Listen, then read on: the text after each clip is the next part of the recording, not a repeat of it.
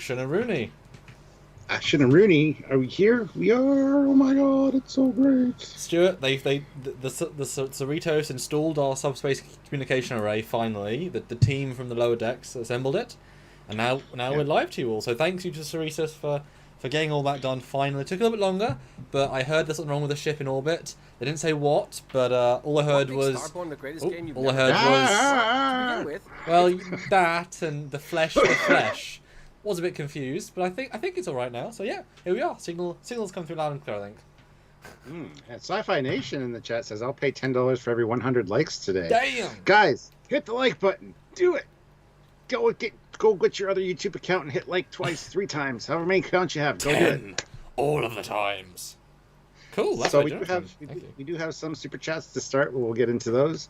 Sci-Fi Nation puts in $2. Here's $2 for the best ship channel on #BoobTube. Well, thank you very much. Appreciate that.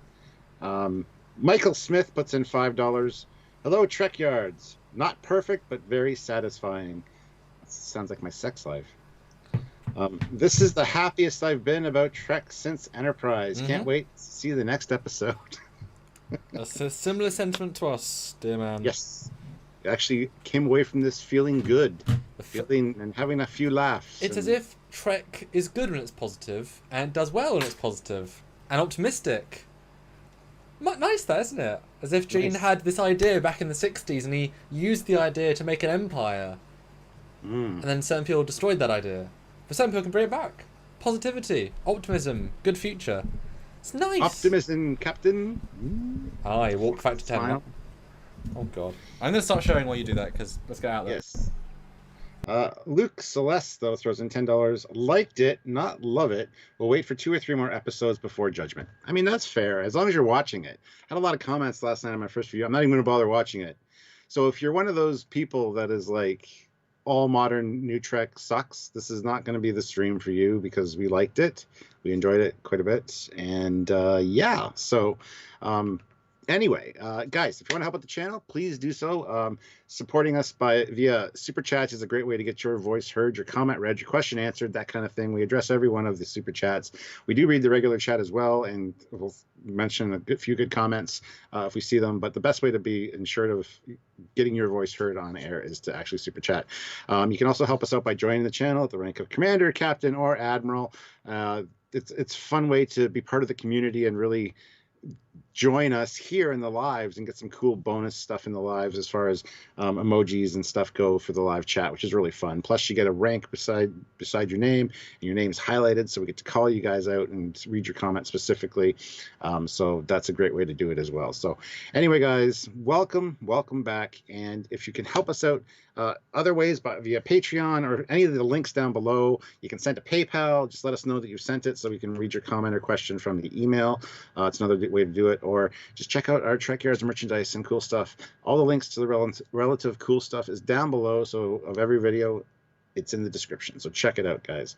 And good to see you guys all here. 91 of you so far, which is fantastic. I hope we get a bit more. 96 now, so it is jumping. So there you go.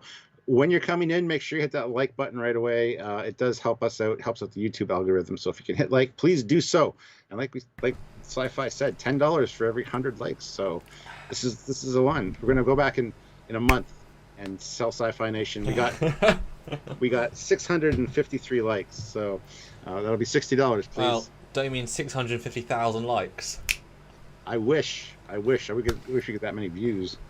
But yeah, guys, click like. I want to see all the likes. I really hope we get a few hundred people here. I know we just tend to get a few people to come in, but yeah, I'm really excited to talk about this today. I know we were filming for a long old time today, so look forward to that content. But you know, I still want to talk about it, and that says something about this. You know. Well, since you went to share, we got a few more super chats already, so that's awesome, guys. Yes. Keep it up. Tom Casey puts in $2. Love the Easter eggs.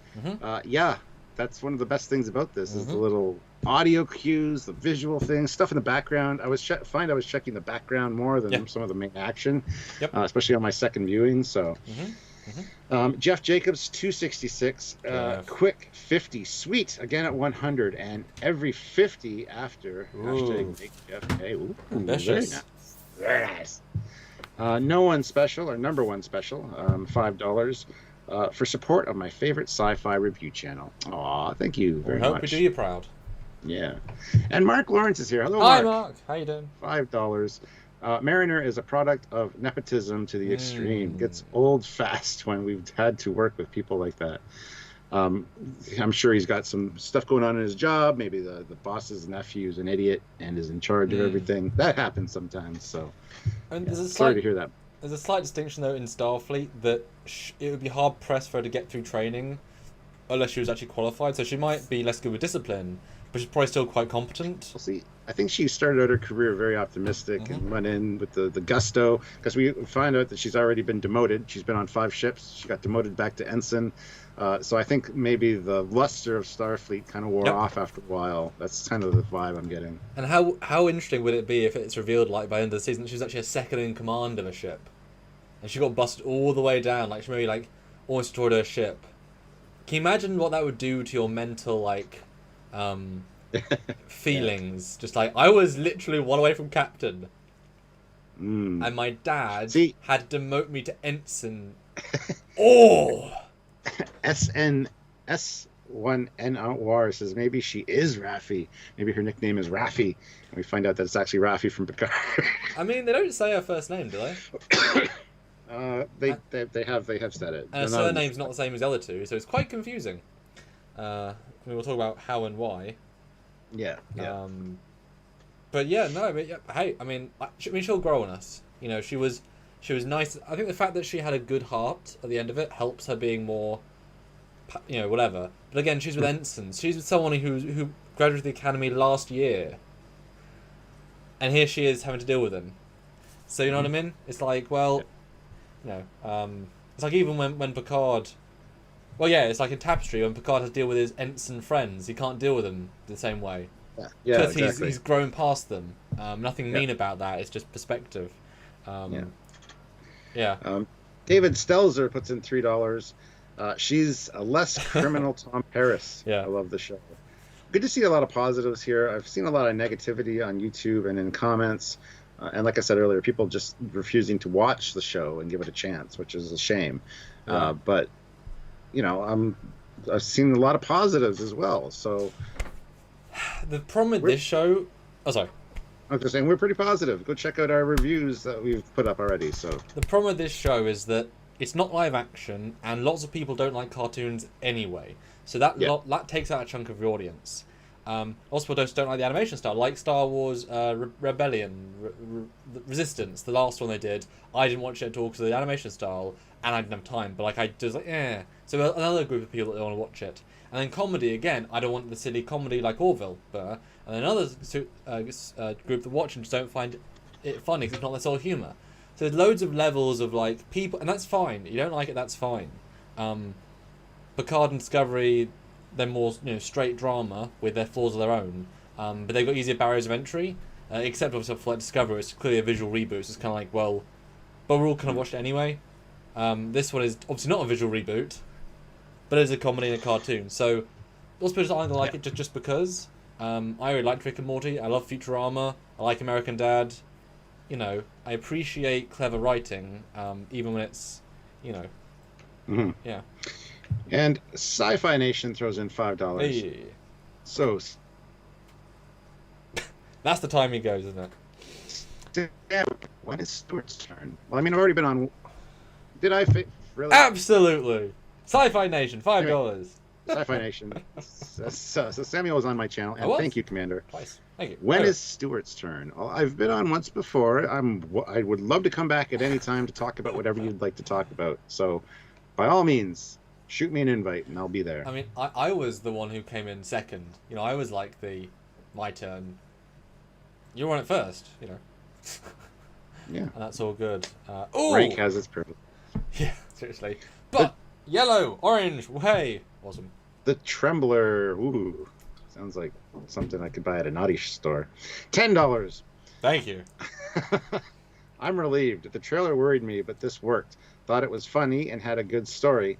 The things that bothered me from the trailer still did, but were brief. Mm-hmm. Yeah. That's one thing that bothered me about this is we had seen a lot of this already. They released the first a minute or so, and it's just kind of like, but that's okay. That's okay. But I kind of like that with a lot of this was in the trailer. So therefore, most of it is yet to come, and that's great. I think they did well. I didn't think the zombie thing would be the same episode as the cow monster and the pig people. Like, great, get it all over and done with, and it all worked fine. Brilliant. But guys, can we do a little poll while we've still got 176 of you, which is brilliant. I want to hit like. Well, yes, hit like. There's the first challenge, but I want you to put like, dislike, meh in the chat right now. Let's get a sense of what we're doing with our audience. If you liked it, now like can be anything from a 6 out of 10 to a 10 out of 10. Meh is sort of meh is sort of 4, 5, 6 out of 10, and dislike is not. So like, dislike, meh. Just those words, okay? Let's see. We got Mark Lawrence with $5. Lower Decks is definitely the best of CBS shows, easily better than what they've given us prior. Oh yes, absolutely. Now I do felt like Trek at the end of the day, and I do think this sort of show, even if it was the first one to come out after Enterprise, we would be like, cool. And then we say, can we get live action as well? But it's pretty cool. Yeah. The Fed Doc puts in $10 Australian. That's a cool name. So thank you. Have to say, I came fully believing this would be an utter flop, but I was pleasantly surprised, particularly with Mariner. This actually felt somewhat Trek, and her character in particular felt right. Yeah. Stuart, we actually watched Star Trek. How nice was that? It was amazing. It was amazing. So Lots of likes. Likes, meh. Loved. Stuart, that's a landslide. So far, yeah. Oh, there's another meh. Okay. 7 out of 10, 6 out of 10. Well, don't put scores in yet, guys. That's the end. Yeah. But like, dislike, meh. Happy to see so many likes. Like I said to you earlier and off camera, it's not like it's the best show, and everything is different in contrast, right? Picard is better than Discovery in contrast. This is better than Picard in contrast. This is not the best show, but it's damn enjoyable. And you often say in your reviews that the enjoyability factor is your key thing. And I will watch this as best of both worlds for enjoyment factor. Doesn't say anything about the quality of either, but it's just enjoyable, you know. And yeah, the Poly Robotics one. The only reference I had to think about was Gary Mitchell. Oh, and see, that's what I like about this show. You'll hear something that rings a bell, but you're not quite sure. So you're gonna go look it up, or you're gonna go check out the episode it's in, and it's fun to kind of. This was written for fans of Star Trek. It feels like specifically written for us. Like, this is something that there's a lot of in-jokes and a lot of name drops and things that you might not get them all, but some of them might sound familiar, and you'll go back and watch other Trek. This is like the perfect gateway drug for Trek. Stuart, will you be my Chadich? Other way around, my son. Why? Sci-Fi Nation, $5. You can be my Chadich. Anyway, $5. When the captain is on, I'm going to wear those Hawaiian-style ICP shirts he sent me a link for. Hey, hopefully you got one of those. That's cool.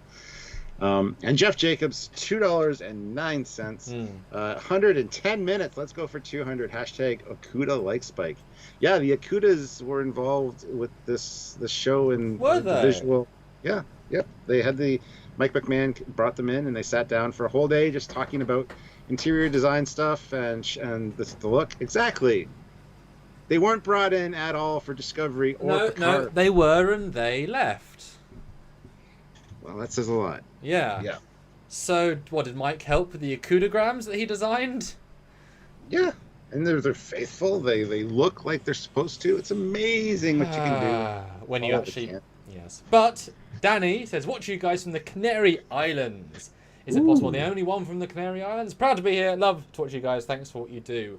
Well, thank you, Danny. And Sci-Fi Nation keeps his word and puts in $10 for 100 likes. Let's go for 200. We have 192 of you here. Yes. Hit the like button, guys, and help us out if you can. This is the fun pre-show bit. We get to talk to we are focusing on the chat right now. So if you have any questions, comments, like now before we get into it, this is a fun like pre-chat. And Aaron says, see, my meh is because it's a 6 out of 10. I liked it a lot. I didn't like some of it. I love the Orion girl and love the Cetacean CMO. So that's still pretty. I mean, liked it a lot, but didn't like a couple of things. You know. Double Guitar says, I didn't recognize Jerry O'Connell's voice at all. Now he and his wife are both in current Star Trek shows.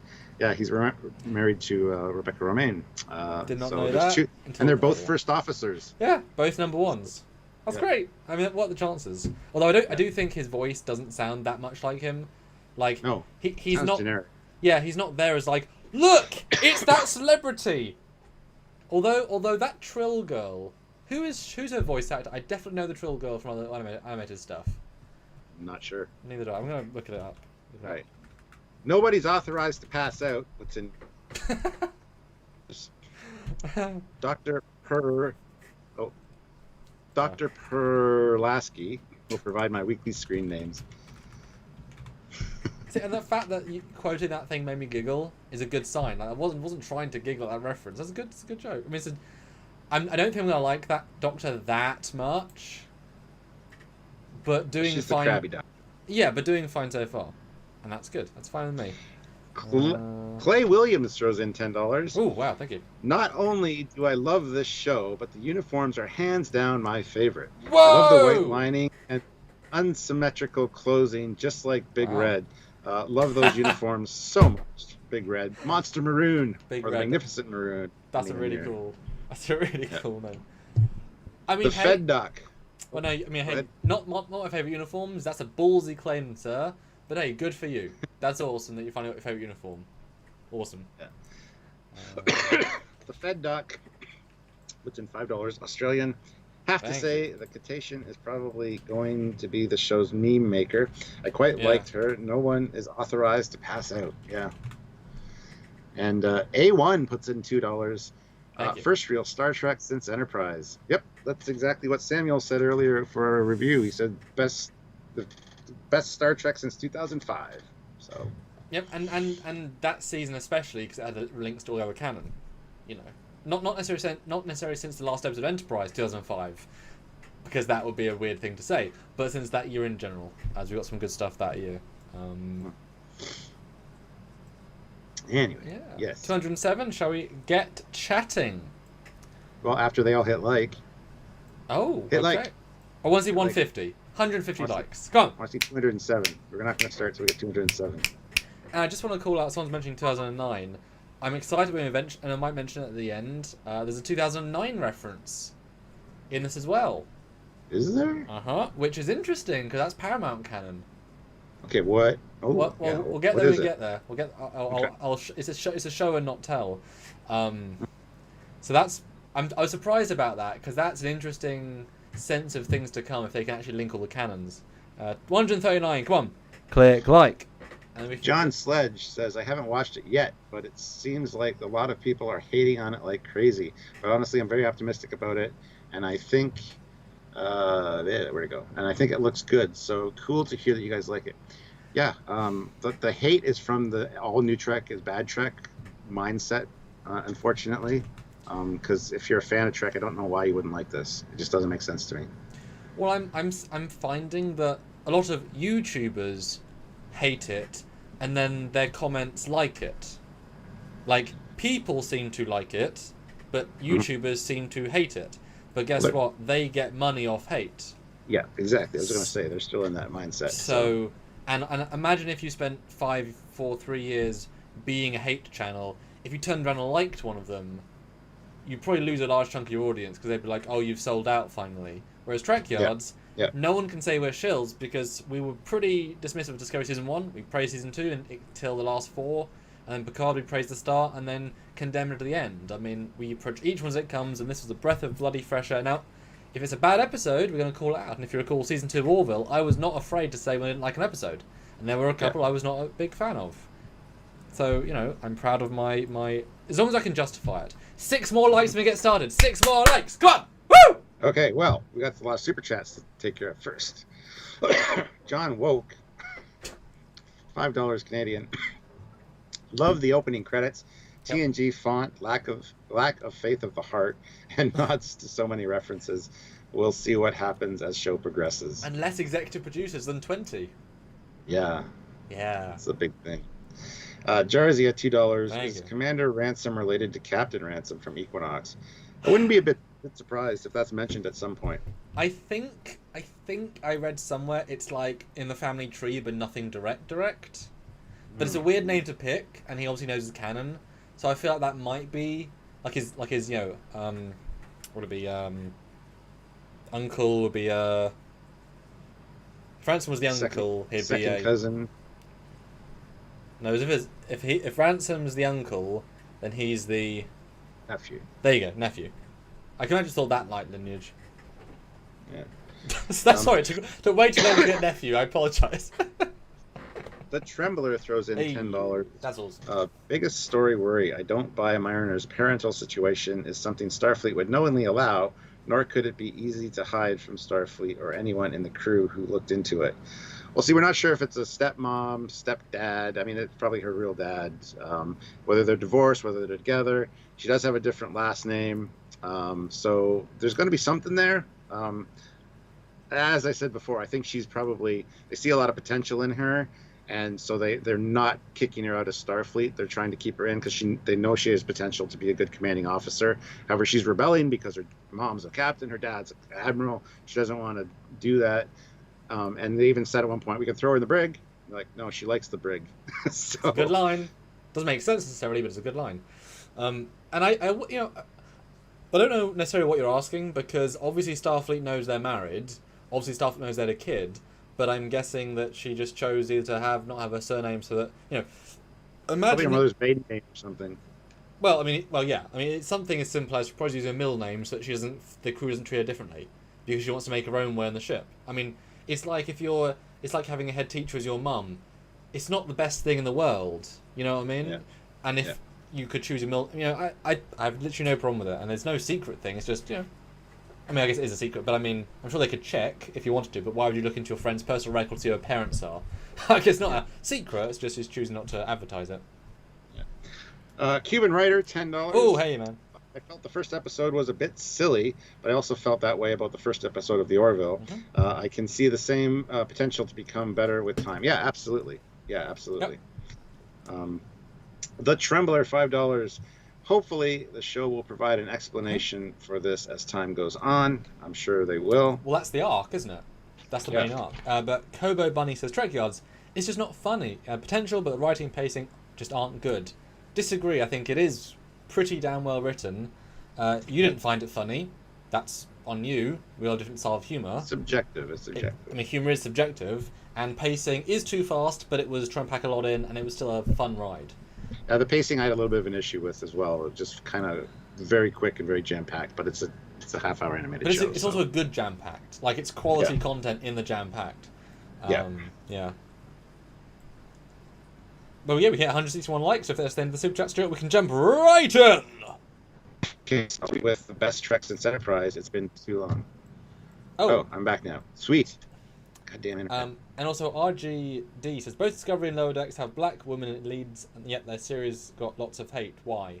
Well, Discovery got hate because it was a visual reboot that was poorly written. Picard got hate after people saw it because they were like, what have they done to Picard? So that doesn't get any whatever. And this show has not got any hate because of black women. Why would you even say that? That's silly. It got hate because it's a cartoon people don't find funny. I want to give the show credit for Stuart. This is the first black female captain in Star Trek history on a main show. They haven't mentioned it once. That's how you do. I don't think they will. But that's how you do it, guys. That's how you... Having Sonequa Martin Green often say, well, I'm the first black female leader thing, and making that be one of the hero things. If you don't mention it as much, it's stronger, because people see it and it's normal. So that's the first black female captain, Stuart. Yep. And it's great. Who cares? But it says something.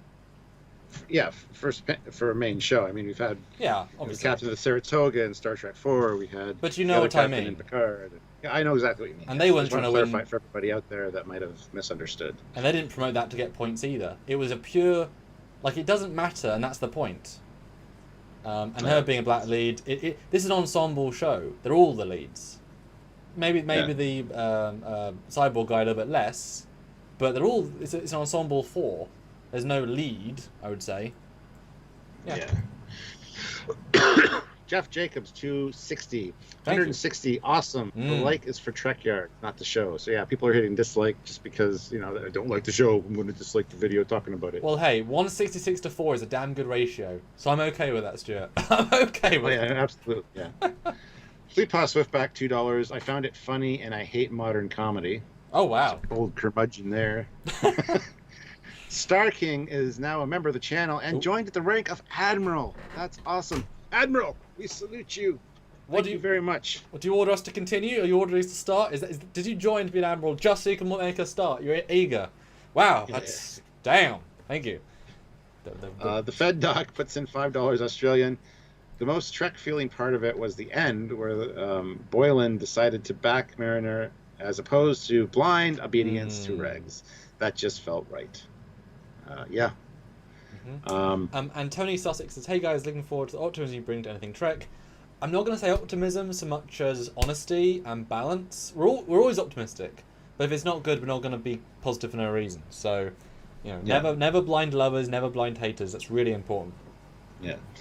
Lahores puts in $5 Canadian. Thank you.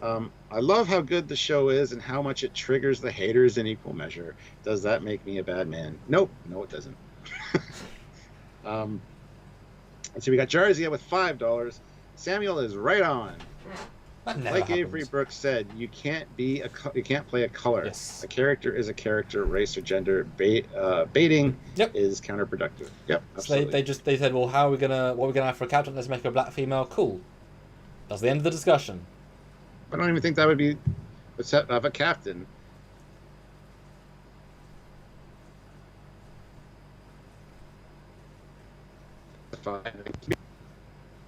What, sorry? What did I get cut off on? I said black female captain in the writer's room, and you said dum-dum-dum. You said something. I said they probably didn't even have that descriptor in the setup for the show. It was probably just, let's have a casting call for the captain. Whoa, you're the best one for the part. Oh, she just happens to be a black woman. Sure. No, I would guarantee it was black woman, just because they might as well, and they just not make a big deal out of it. Because voices sound very different. So black woman, or well, I'm not saying white, but black woman, black male. They're different. For the Orion, I don't even know what. I can't tell. But I'm just saying. She's a cutie in real life. Yeah. Yeah, but I'm just saying it wasn't a. They weren't trying to get points. It was just we might as well. And to be fair, it links in with once they hired the original 4 cast. Black woman, mum. That links in, so it's more of a natural. Let's make them all a family, and I say okay. And the Fed doc became a channel supporter by joining the ranks with the rank of captain. So ranks me as well. Salute to you, fellow captain. We'll go for a drink soon. You can boss him around if you like. It's fine. Yes. All right, cool. Well, let's get into it. Let's start this out. Thanks, guys, for a fun pre-show. Yeah. So we start, Stuart, with a beautiful, not Earth space dock, but 93% Earth space dock. I think the top's a little bit squat, but it's not 25% difference, Stuart. It's just an Earth space dock-esque station.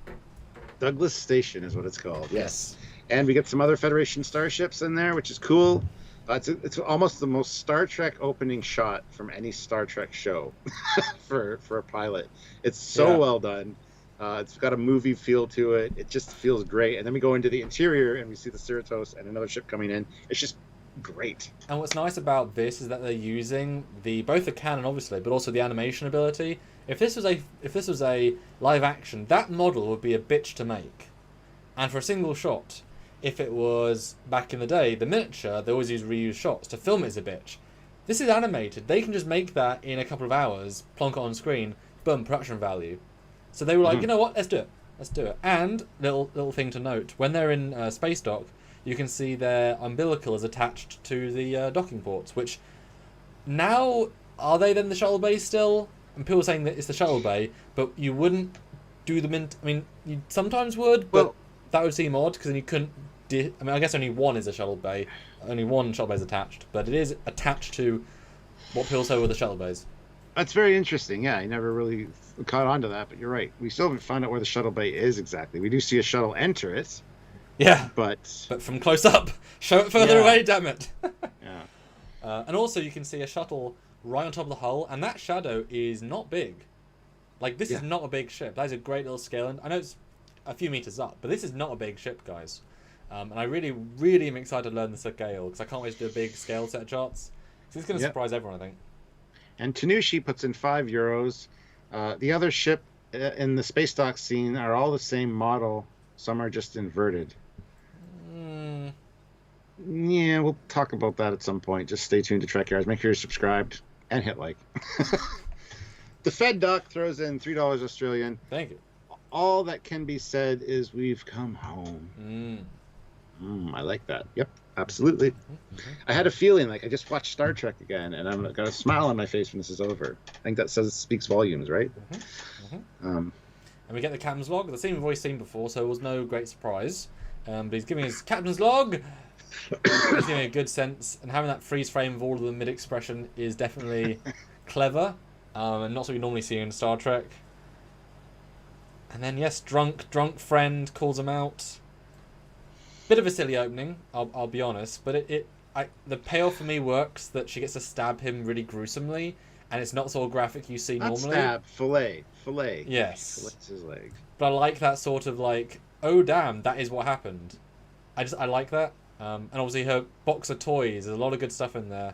Although I don't quite like her dropping the bottle of booze and breaking. That felt a bit slapsticky to me, because someone should have cleaned that. Small thing. It would have been one of them, because they're lower decks. Somebody spilled their drink on the bridge. You're right, it would have been one of them, yeah. When they're sobered up. So what do you think of the intro? We've pretty much seen it, but this is obviously the full version. What did you think? This one I thought it was a little too in your face. She's a little bit she's drunk, which is fine, and it's very dialogue, like no breaks, no. It was a little bit too much fast paced for me, but I got used to it pretty quickly, and that's just the way that this animation style works, and it's her character as well. Whether she's going to be like that in all of them, I'm not sure, but with her being drunk to start, I think that's fine. So. I thought it was a good intro. I liked that you thought it might be the captain, but we already knew the captain wasn't him. Yeah. You know, if you're first time watching the show, it's a nice opening. And I wasn't the most fond of this character going in. I mean, come on, it's the first scene. Of course, you can't be fond of them.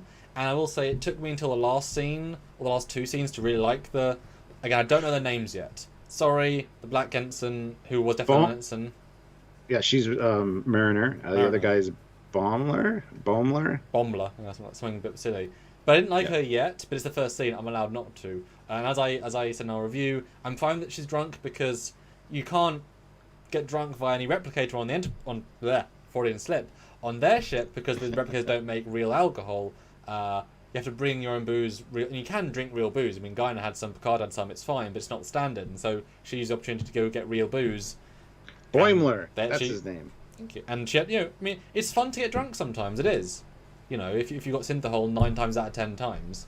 But boy, Batleth, man. And I like she's like, I got from a one-eyed guy and just, I was expecting though in this line to do a Discovery reference, say he can be ridged, not ridged, purple, blue. I was expecting this, and I listened carefully. And they didn't reference any Discovery Klingons, and luckily we see Klingons like real Klingons later. So I think there might be something in the rest of the series that might at least allude to it. Just to mention, is that one of the purple Klingons? But I was waiting for it. And I was like, okay, phew.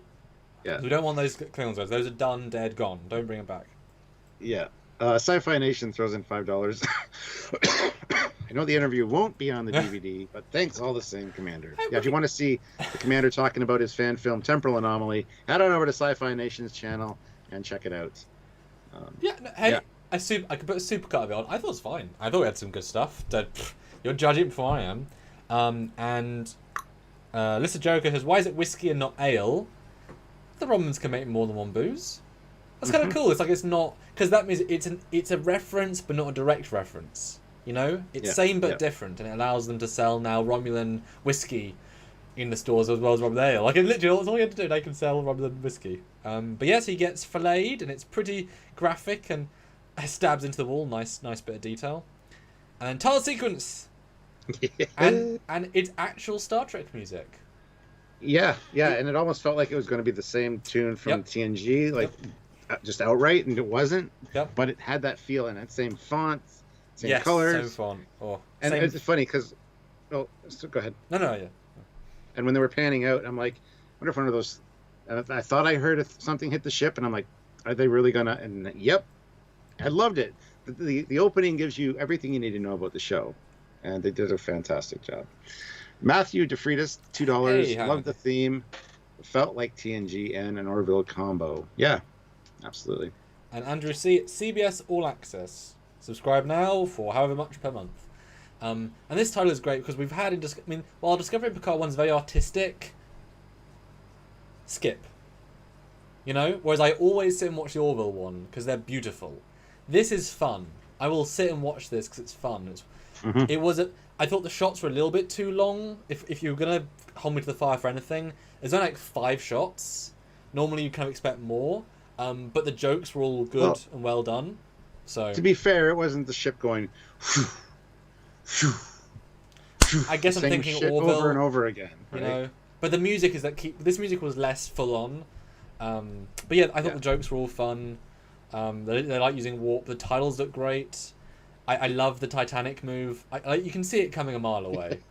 Like, well, I expected to graze it and when the cell to go out, but I didn't expect all the power to go out as they kind of drift away. That was a great added touch. And then my heart soared when I saw the Borg and the pterodactyls. It's like, who thought of that? Yes. Bloody brilliant. And this one screen cap, guys, tells you that we're in Star Trek. Not 25% different creative mandated on Discovery. Not Picard wanted to reinvent the wheel and do future. This is literally a pterodax. It's not different. It's a pterodax. They can finally show canon and use the world. And what a ballsy thing. I mean, we've never even seen Borg fight Romulans. They got to show us the first time Borg was. Now I kind of want to make this in 3D now because it looks really cool. And it's funny with the way they're hitting the one cube. I'm wondering if it's the relic from Picard. I love that joke from earlier. Damage to that part of the ship. Yeah. The Trembler, $5. I saw a complaint that the ship fleeing the Borg was abandoning allies. Opening titles aren't. Okay. I mean, I'm guessing, I don't know offense, right? Cerritos can't take on 6 Borg cubes. I don't think I'm going to break anyone's spirits by saying that. So I'm absolutely fine with them saving themselves for 6 Borg things. So is this proof there's no 12% difference in Trekyards? No, there was originally, and then it got undone. Yeah.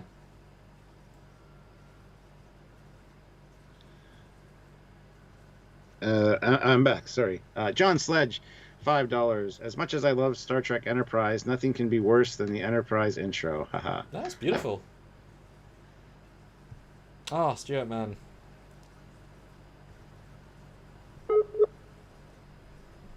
Oh, Stuart. 289 people. Click like, please do. We're having fun tonight, aren't we, guys? Looking at lower decks. Just a bit of fun. The fight should have been a stop mosquitoes. They sent a report to Starfleet to get them better ships, yeah. His overreaction to send to the cap. Voyage shot on tactical cube, yes, and did not do that well. Beverly running.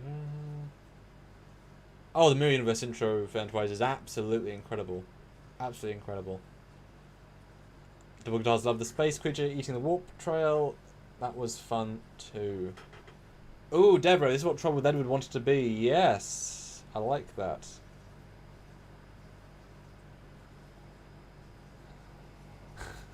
Stu's using the Cerritos subspace reader. Yes. Simon 171 Picard. I hope we see Enterprise E. I think we will see the Enterprise E. I really do. Hello. Hello.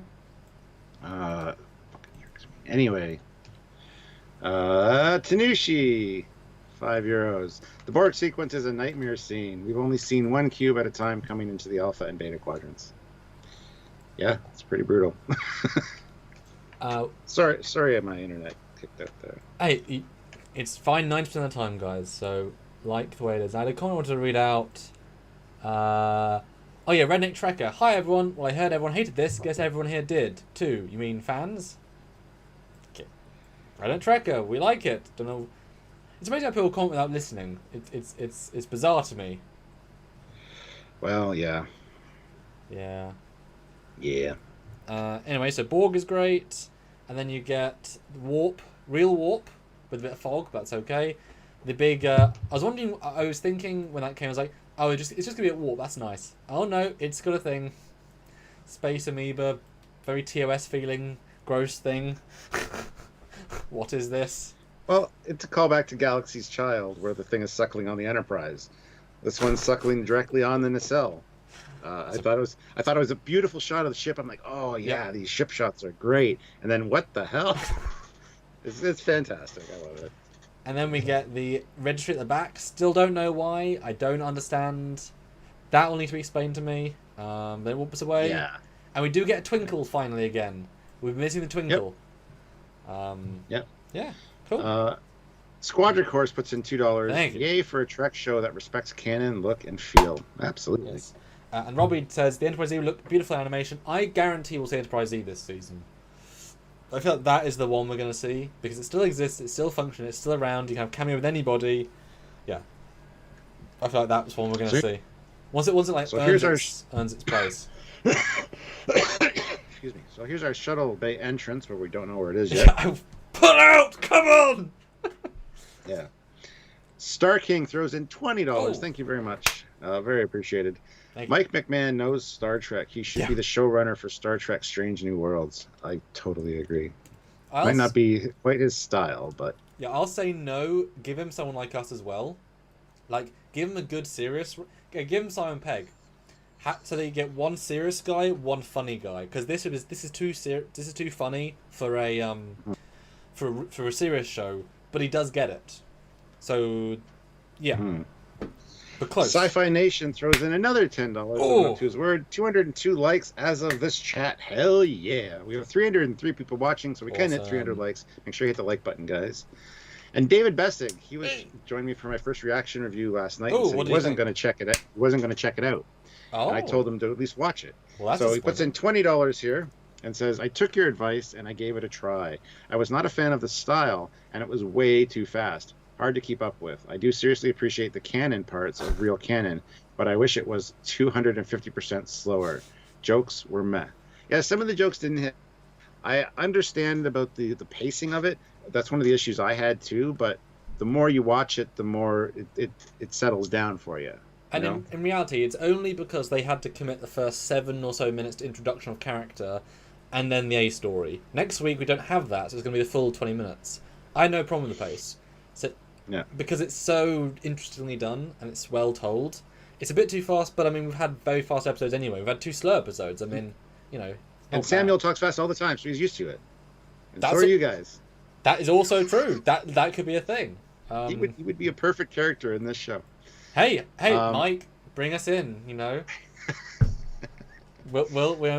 got Mike. I can do good calling microphone. Bring me in, coach.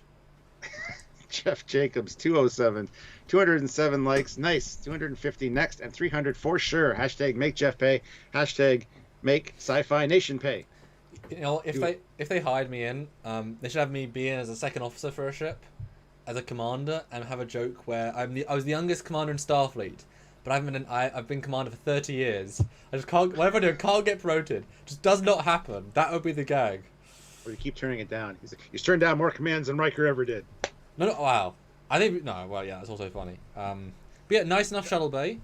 I still like. Now, I normally don't like the gimmick around the delta on everything, but I like the delta arch. It's appropriately subtle. Yep. I like that. It's nice. It's gentle. Yeah. And we got the redwood, the Joshua tree, the Yosemite. Yeah. They're named after like trees in California. Didn't even notice that. And guy in the turban. Subtle. Yep. There. Great. Cool. Awesome. John Woke, $5 Canadian. Appropriately, which is such a great little... Who would have thought of that? If we don't get to see Cetacean Ops and a jackass dolphin wearing a comm badge, I'm going to be so disappointed. Apparently, from what I've heard, there's no Cetacean Ops in season 1. They're focusing on it for season 2 because they want to get it right. So, okay. Yeah. Yeah. I mean, that is going to be the most stupid looking thing unless they do it right. We've seen the productions, the concept sketches for it, and it looked like it would be fantastic. Sure. Yep, sure. Hey, I'm all about it. But they mentioned it. For such a small ship, that's a ballsy thing to mention. Yeah. Yeah, that's the other thing. Hey, very big. What a brilliant compliment. Bonduk says, you guys are the digital foundry of Trek. That is a hell of a compliment. Thank you. That means a lot, because I really like their analysis. It's very clinical, but well-meaning. Wow, thank you. Yeah. The Trembler, $5. Hoping for the USS Titan with Riker, Troy, and Tuvok and other characters make made for the novels, including the reptile doctor. Imagine a lizard and cat rivalry. Yeah, I could see that. Squadra course, $2. Probably feels fast because only 22 minutes to tell a story. This was actually 26 minutes long, I think. Titles, credits, next time on. They did use time on those, so it is much closer. Yeah. The Fedoc puts in $5 Australian. Actually, not to sound sacrilegious, but the Cerritos sort of occupies the same space as the Stargazer, sort of an old and underpowered but scrappy. Yeah. Sure. Yeah, I can buy that. Cuban Writer, $5. Hey. Modeling starships in the lower deck style might be a less expensive way to conceptualize fan designs in the future. Yeah. Sure. Fleet Pod Swiftback, $2. Thank God, no effing disco shuttles. Yeah, we called that out right away when we saw the trailers. It's a simple thing, guys. Just don't use Discovery There shuttles. There might be one in a junk pile as a joke somewhere. That would be funny. Yeah. This hunk of junk. Matthew DeFreitas puts in $2. Hey. The shuttles are named after places in California. Yeah, okay. Troy Macy, $5. Yes, bring in Trekyards as the ship design team. That would be amazing. The thing is, we would just sub-hire Rick, John, Doug. You know what I mean? We would sub-copy with the We bring the old team back together. Yeah. But speaking of old team, we get this establishing of people, and we get an Andorian. We get a Geordie LaForge visor lady, which I was not overly thrilled to see. We see her later too. We see her later too on the planet, I think. Yeah, lots of these characters do come back. Wasn't that thrilled because you like to think he's unique. It makes sense he's not the only one. Hey, whatever. We get, I guess, a Klingon, just a less ridged Klingon. So I guess we're now canonizing more Klingons in Starfleet. Probably half human. Probably half, yeah, B'Elanna-esque. Because, yeah, she's in Starfleet, so... and then, obviously, our first Orion. And I watched a YouTuber say, but Orions always have black hair. It can't be an Orion. That's not canon. I'm just like, she can dye her hair, you know. Like, people can dye... Yeah. That's the least problematic is her hair colour. Like, I mean, yes, Andorians should have white hair, but, I mean, I'm okay with one having purple stripes. It's like, okay, it's a quirky Andorian. You know, it's fine. As long as you have the classic ones, I'm fine with that. Sci-Fi Nation, $2. We're getting the band back together, boys. Yeah, I would love to get the band back together. We got all the designers together at Doug's place. That was awesome. Yeah. And we were there for it, which was awesome. Yeah. And I was happy that this lady, this ensign, did not call out the ship as the nicest looking ship ever. Happy about that. It moved sleekly in. And I love, we got her name, Ensign Devana Tendi. Okay. So Devana is her first name. Cool. And we got a Benzite there. Yes. Behind her, which is cool. Another great reference of, they don't call it out, he's just there, chilling out with no expression. And subtlety, there is actually a gas effect coming off. Attention to detail. Good job, guys. Joseph Petrick, €2. Greetings from the future. My rating is an easy 7 of 9. Yeah. That's good. It's move along, lower decks. Follow the line to the turbo lift, go all the way to the bottom, or whatever he says. Yeah, I'm not the biggest fan of how he's acting because he's being a bit disrespectful. But there's, he's probably a bad day. And I think this is the guy that is on the planet as well, who's all like, they're the, No, it's a different guy. That guy has a mustache. Oh, it does. Where he's trying to pronounce the name of it. And I thought that was hilarious too, because that's something I have trouble with pronouncing, like the alien names. The Caledonians. Yeah. That was very real. Yeah. Like, what planet are we on today? Yeah. Because that's the sort of humor in Trek that is a joke, but it's a clever internal joke, just using the universe. Speaking of, though, banana, hot. Oh, yeah. Okay. Oh, it got hit or frickin' burned me, yeah. But as the right sound effect, looked right. Well, I just noticed, she's phasering her own hand. Why is she phasering her hand?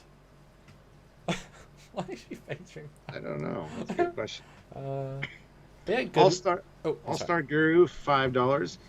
More specifically, the shuttles are named after California state parks. The shuttles also have the yellow striping like the Cerritos. Yeah, cool. Peter Obermuller, 50 krona. Orions are black-haired. Swedish krona. Orions are black-haired, Andorians white. Humans are pink skins. Please, Star Trek, bring the cube back. I mean, I can see Delancey being in this show. Oh, I can too. I mean, that's absolutely the medium would be back in. So I guess the gag in this, because they keep mentioning it, is these guys are basically the replicator repair people. Basically, because they reference it a few times, which makes me think it's the Red Dwarf equation. I mean, the first scene of Red Dwarf is them fixing a chicken soup machine, and that's the joke. They're the least... Yeah. So I'm very much Red Dwarf vibes with these guys, which is not a bad thing. But the replicator in the shuttle bay? I don't know. Looks like there's a shuttle behind him, so... So I was a bit confused by where and how this scene was. Although, to be fair, actually, no, now I'm looking at it, it's been taken out of its wall. So they've moved it here, and they're in some, like, repair bay. Because if you look at her other shot, there's just, like, stuff. Yeah, that's my guess. Which so makes we got sense. introduced You know? to Ensign Brad Boimler. I got to hear it a few more times, but... Yeah, and the way he's like, I'm in command division. You're a commander? It's like, no. Well, she's like, no, ensign in the command division. And she's like, oh, command and science working together. She's like, I'm science. He's like, I know. It's like, yeah, because you're in blue. I guess you could be medical. That's fair. But it's like, yeah, probably she's science. Well, I think she is medical, because he does say one day you could be commander or chief medical officer of the ship. That's true. And then she goes to help. So why did you say sciences then? Sciences and command working together. Well, sciences is medical. Okay, then. Medical. But I was waiting for him to say, well, yeah, obviously you're in blue. Like, I can tell. I know what you are. Mark Whittington, £5. Thank you. The replicator joke was probably my fave of the episode. Hot banana. Yeah, but she's so excited. It's her first day on the job, her first ship. Mm-hmm. She's just pumped to be there, and it's awesome. But yeah, it's a great intro scene. And again, she's I love how he's kind of like taken with her. I think. I mean, that blue goes green with the the green and the whatever he said. Yeah. It's a bit this again. If you don't know the character, this works better as a second watch because you like the characters already. It's a bit convoluted, this bit. Like, it's not... But it's their first media. It's not an organic thing, 'cause it isn't meant to be. I don't like how dismissive she is of him, but again, it pays off at the end. You know? Because she's stuck with this guy, and she was much higher rank and stuff. Squadron course, $2. Did someone say last night that yellow equals support fleet? Could be. The yellow striping on the ship. I would totally buy that. So I would be down with that.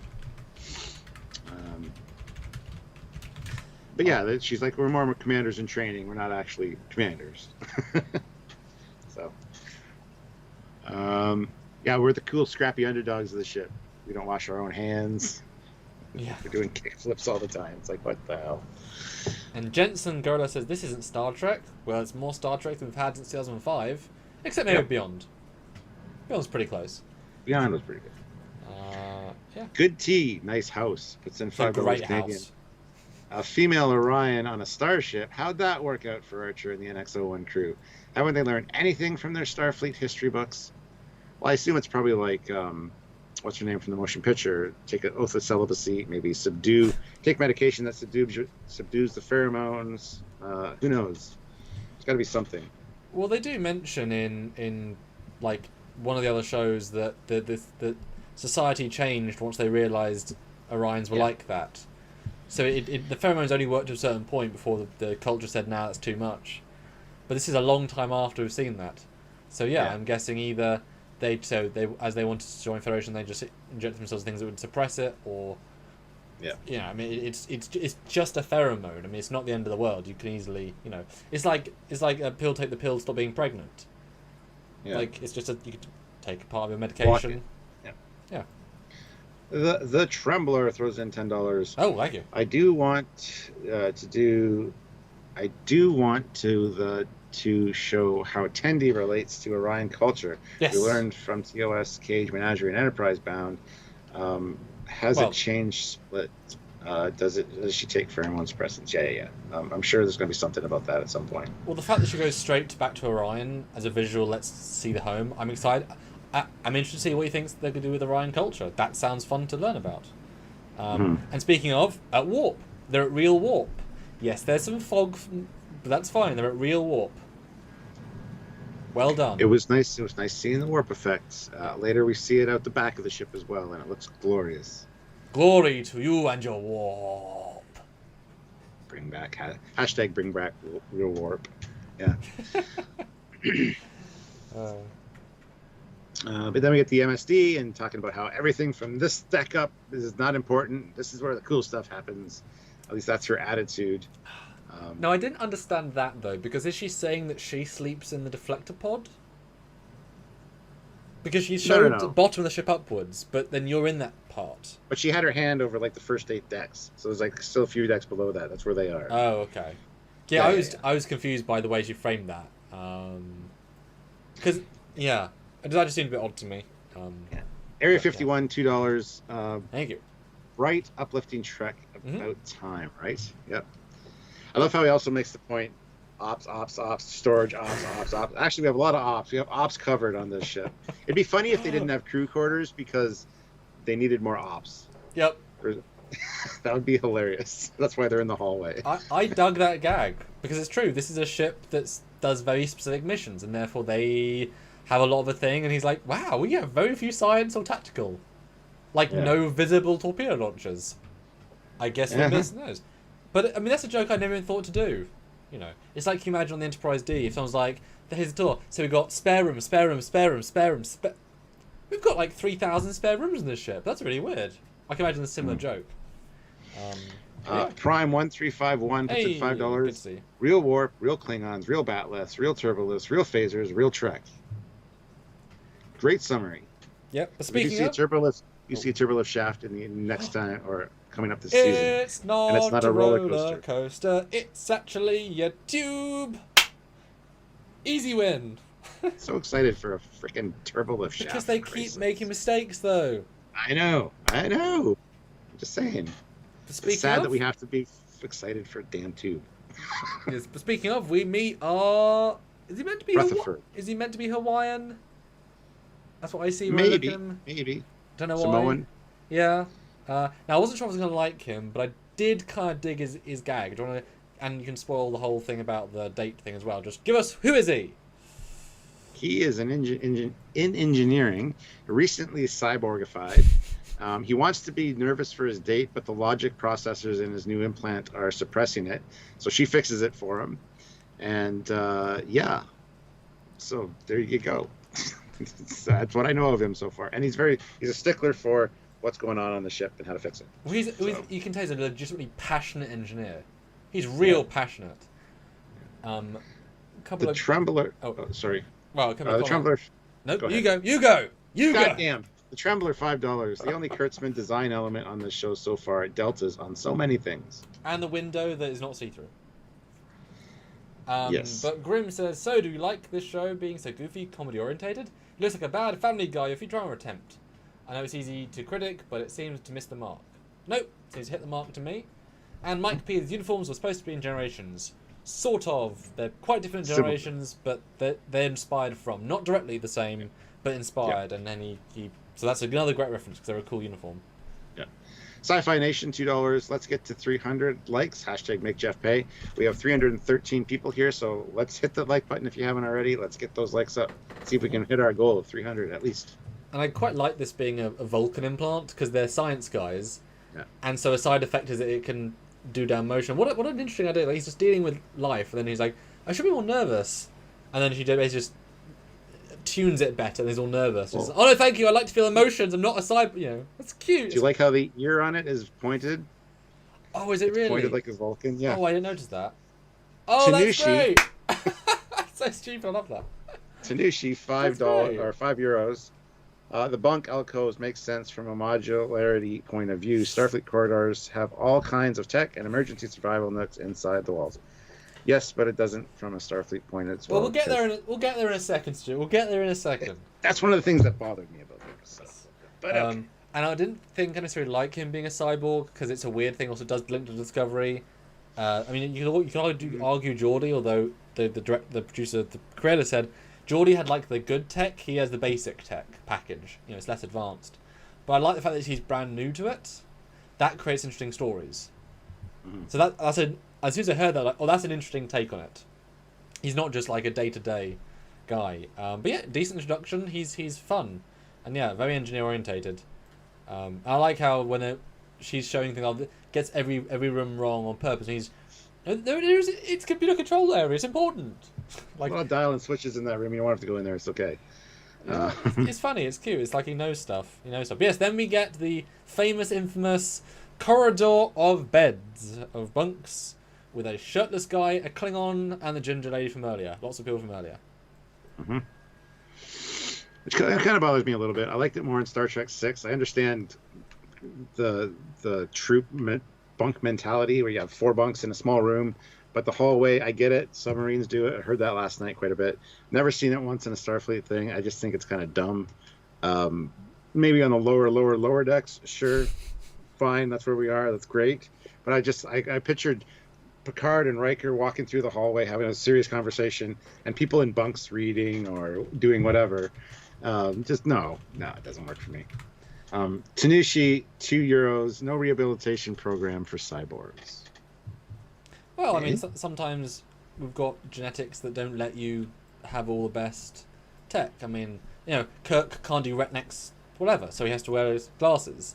Well, you would think that's ridiculous, but some people are immune. And so for me, these bunks are absolutely fine. While not the most ideal, it's like the pylons and the deflector of the ship. It's not ideal, but tells you something about how important the ship is. Yeah. Not at all. So it's a symbol of the ship's mission. The idea I see is this, again we've already had this conversation, Stuart, is that there's more people on the ship than there's space for, really.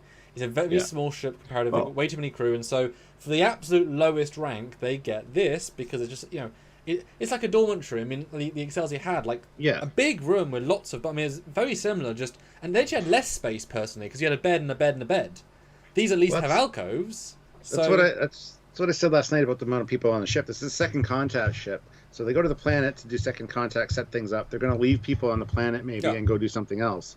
So sometimes the ship's overcrowded, so that's why they have to sleep in these bunks instead of their actual quarters that have bunks in them as well. That'd be kind of funny if the specialists that are only there to go to the planet are taking up the actual quarters that they might be using. So that'd be cool. And besides, now that you've got this as context, you look at the captain's quarters. He's got huge quarters, like Captain Picard. They're big. Look at Riker. That's a lot of space they're giving up. And if you've got 1,000 people with that big quarters, you can't do that. Really, it's impractical without other tech you need. Whereas the lowest ranks, you're only an ensign for so long. You get past that quite quickly. Hopefully. And so this is just first stage, learn the ship. So it's not ideal, but this is not the flagship. And so I kind of like this. It felt very BSG to me, very defiant, and I was actually fine with it. Which I don't, because I can rationalize it. It's easy to talk about and rationalize. And then it seems like at the end of this corridor, there's a big window looking out the back of the ship. That was weird. Didn't quite buy that. No. But hey, good shot. And also tells us where they are. They're both the lowest decks and at the butt end of the ship because they literally can just see they are absolutely the back of the ship, which is again another symbol, I guess.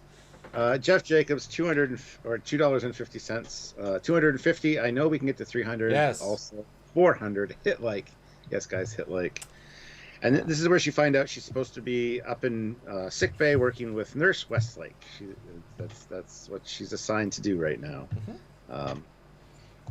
But instead, they want to go check out the holodeck, but there's no time. But there is time because. And I love how they talk them out of it and go to the holodeck. Well, it's true. What time is it? How can you say there's no time unless you know what time it is? But you don't have watches unless you ask the computer. I guess the best people have a good sense of what time it is. But I never thought about that. Why would they know what time it was unless they asked the computer? How could they possibly know? And so, if you get the time wrong, we're going to go. And then it has a hard cut to here we are. And call out to them again. That holodeck arch is exactly the same as the TNG one, down to the angle and the lights. Mwah. Boom. Yep. Best part of the ship, man. And the fact they're using a TNG holodeck, which is at this point a good 15 years old, is again another sign they're not using advanced tech. It's not a Voyager holodeck, it's an Enterprise Z holodeck. It's a TNG, exactly TNG old one, not new tech. That's nice. It's good. It makes sense. Yeah. Squadra course, $2. My ship design has long rooms with bunks for enlisted. There you go. For enlisted personnel. Yeah. Although it is true, when they listen to sleep, if the ensigns do they like sleep in even worse accommodation? They sleep next to the warp core. Yeah. But yeah, then they call up a Hawaii program. She doesn't know what sand is, apparently. Which I thought was weird. I expected a hole. It's coarse and rough, and it gets everywhere. I mean, he sort of said it a little bit. He said it does get everywhere and gives him a rash. But you don't get a rash? No, I always get a rash. Nobody gets a rash. I get a rash all the time. It's a good Star Wars reference, but I was confused why she didn't know what. I either thought sand or holodeck, but she's been in the holodeck, so why would she not know? Because the way she says it is like, "What is this? It makes sand," but no, it's "What is this? I haven't got sand on my planet," which is okay. That's interesting. I've never thought of that as a reference. And then where does she want to go? Straight to Orion, and that's a nice. I mean, it's a bit generic looking. Yes. The Adashki Center on Orion. It's nice. An important area on Orion, and that's exactly what you expect from Orion. Yeah. With the way the women are dressed, the colors, it's great. Yeah, and the way she says it's cute. It's like, oh, I didn't get a chance to go here and listen straight away. That's cute, you know. Yeah. And then, come on, Boimler, there's got to be somewhere where you'd like to be. The warp core. Well, no, I was expecting like one of the TNG sets. I was expecting a famous ship. Because that's the obvious chance. But no, like you said, and he's so happy. He's so happy. Why is he this happy at the warp core? I do like the big schematic they have of the ship in the background of an engineering. Yeah, whereas I don't like the engine room. I think it looks too much like the Discovery one. I don't know why there's a big wall-mounted, full wall-to-ceiling schematic. It looks stupid to me. I like it. And the warp core, I only see all of it, but I don't like it that much. So this is my room I don't like in comparison. You don't like the corridor, I don't like the engineering room. It's a power distribution thing. That's kind of neat. Yeah. Anyway, he gets called to the bridge, and she's like, oh, you get to go to the bridge? Oh, yeah, all the time. They appreciate people that follow the rules. Yeah. And he leaves, and then we get the whole, hey, check this out, the all-new Olympic training facility. And I knew there was going to be stuff like this in this show with the holodeck. You're going to see a lot of holodeck gags, I'm sure, in the rest of these episodes. Well, I thought this was quite. I mean, this is the furthest we've ever gone, and yet not shown anything. I mean, as a gag, and her line's perfect. Wow, it's so detailed. Yeah. It's quite effective. It's just like, yeah, she wants to watch really buff guys naked, just walking around. Just you know. I'm sure if she was in modern day, she would have gone to the Mr. Universe contest and just be like, Arnold Schwarzenegger in his 20s. You know? Yeah. Cool. Why not? Good for her. Then we get the Galadonia. Stuart, we've got our new ship. We've got our new ship. Actually, two ships. Good God. And good designs. I like the one on the right. It's nice. Yeah. It's good. Kind of blimp-like, almost like a Zeppelin of sorts, but kind of very cool. And as I said, the staging area is great with the communications array, and it should be said that yes, they're just entering into the Federation, so they need the communications array to do all the subspace treaties and all that stuff. You got shuttles, you got transport enhancers. Yes, that was my big call out. That you don't notice them really, but they're there. They don't have to be there, but they are there. Beautiful attention to detail, so unnecessary. Adds texture. They know what they're doing. Yeah. Well done. And no mention of them. No pointing them out to say, look what we did. It's just like there. Yeah. Yep. No close up at all. Really well done. And even is like you want these guys to be heroes, and so the second in command is still a good second in command for what for what he's doing. Although I will say, the fact that he has stubble the entire time, just shave. I don't know why he's like have a beard or don't have a beard. I know it's meant to look different, but I don't know why he's got stubble the entire time. It's like, just shave the stubble. Yeah. Mm-hmm. Huh. Yes, he gets bitten by a bug, but he moves past it quite quickly, and then he's like, "Ansrios, beam us up!" And we get treated to a lovely new beaming. It is very similar to J.J. Abrams, but it's less frantic, the right colour, got the original beam effect as well, and the sound effect is just the TNG one, with the correct up and down effect. So you watch it, it's like, It's a great transporter effect. I loved it. Actually a transporter effect. Well done. Sci-Fi Nation puts in $5. Thank you. Just because, Captain, I see F and P in the house. There we go. And 339 here, guys. Make sure you hit that like button and help us out with the likes. Please do. We're only at 262. I want to see at least 350. You know. And make sure you're subscribed. If you're new to the channel, make sure you subscribe because we got a lot of breakdown videos talking about all the cool stuff in this. So check those out as well. But yeah, he does get bit by the bug, and it's like, should you get that looked at, sir? Nah, it'll be fine. And then they're like, I want to go for a drink tonight. Nothing better than a good second contact. Woohoo! I'm not sure about this transporter room though. It's really big. It looks like a cargo transporter room. It does.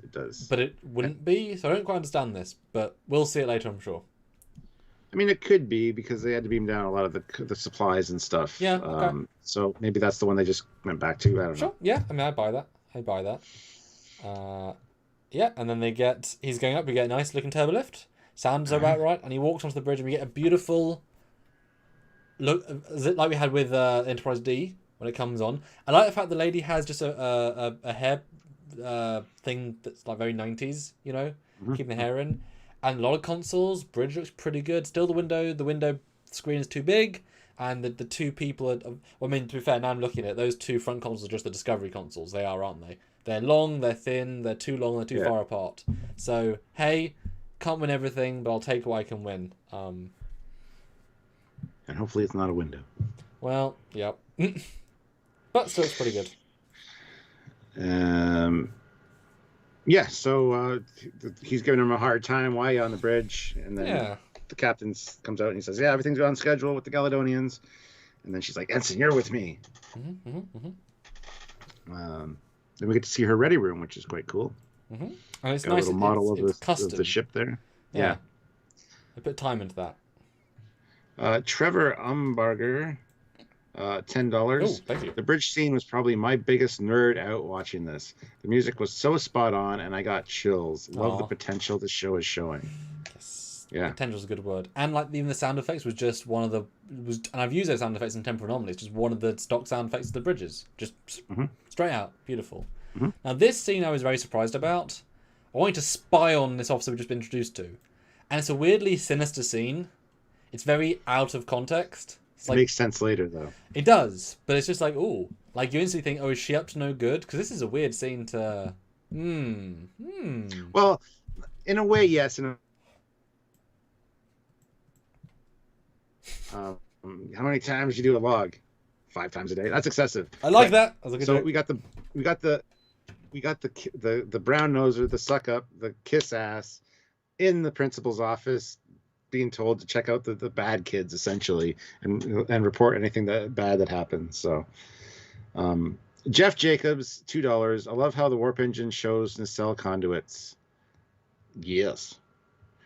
And Luke Celeste puts in $10. Thank you very much, Luke. Reflection in the window. Their uniforms are reversed. Yeah. As they should be. A lot of attention to detail there, so.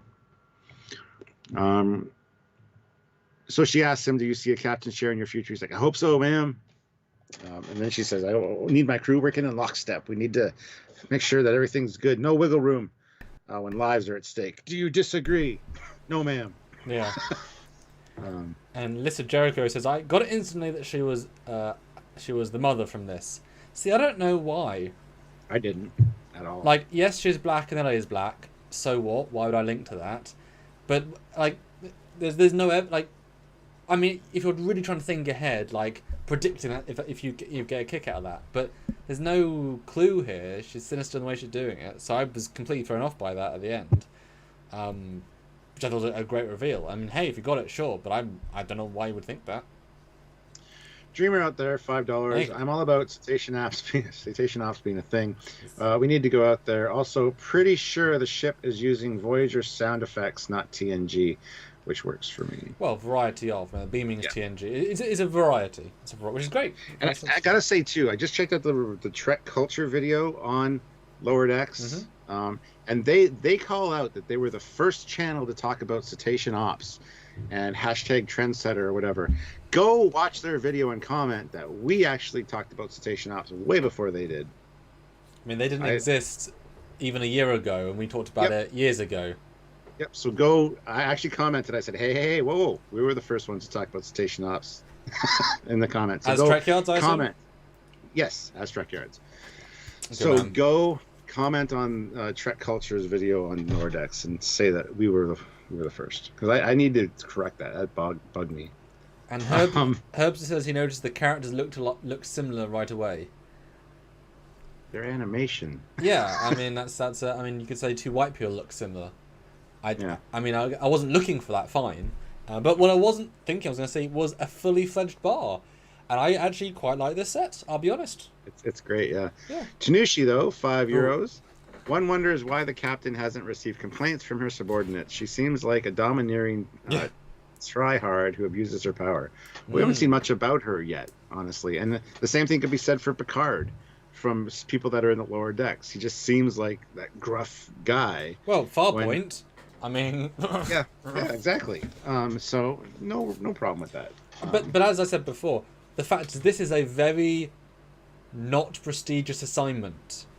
By definition, if this is a not good ship and she's the captain of it, she's not very high up in the list to getting new things. They made a mistake in the reflection. Who called that out?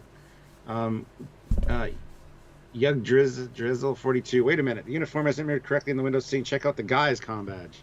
He's not mirrored in the reflection, but she is. That's a dumb mistake. Yep. But also, what's more dumb is the comm badges are up higher. I don't know why they're up that high. They should be lower. That annoys me to no end. But anyway. Yeah. But in this bar, I love they're wearing the TNG 10 forward outfits. Good reference. Yeah. Solid reference. Don't know why they wear anything else. And hey, first Trill. She's cute. She's quirky. I know the voice actress from somewhere. Which, if you know the voice actress that played her, I'd love to know. And I know we've sort of been a little bit negative about how many windows are on the Cerritos, but this sort of set kind of justifies it. It's like every single, it's a very open plan feel, which would make sense. But yeah, it's a nice enough bar. Yeah. Dreamer out there, $2. I missed the DS9 war era uniforms. Only real complaint. We might still see them. I mean, he's pointed out other ships and other things. If we see the E, they'd have to be wearing those uniforms. So would not be surprised. And Scott Withrow, $2. Don't transporters have biofilters? They do, but they don't filter out everything, as we've seen in every Star Trek series. So I'm not really concerned with that, but yes, they do. If Absolutely. It's unknown and can't be filtered, then they, by definition, it's unknown and can't be filtered. Because they can't filter it. Like, it's one of those few... It's an alien universe, guys. Stuff can get through. Most things can't, but that's why the stories revolve around stuff that can get through. Yeah. It's fine. It's absolutely fine. And Good Tea, nice house. Best house. It's in $5 Canadian. Thank you. And says, I would love to see an episode where Captain Jellicoe visits and interacts with the crew of Misfits. He definitely would have them in lockstep. Oh, for sure. I don't think he'll be showing up, though. James McGill, $10. Discovery and Picard lacks some of the qualities we expect in Star Trek. Lower Decks met most, if not all, of the Star Trek criteria. It's been a long road. Star Trek is finally here. It's been a long time. Let's hope we CBS finally got it right. Let's hope 4, 6, or 7, or 10, or 15 seasons so we can keep on enjoying. Not gonna go any further. Not gonna go anymore. Right.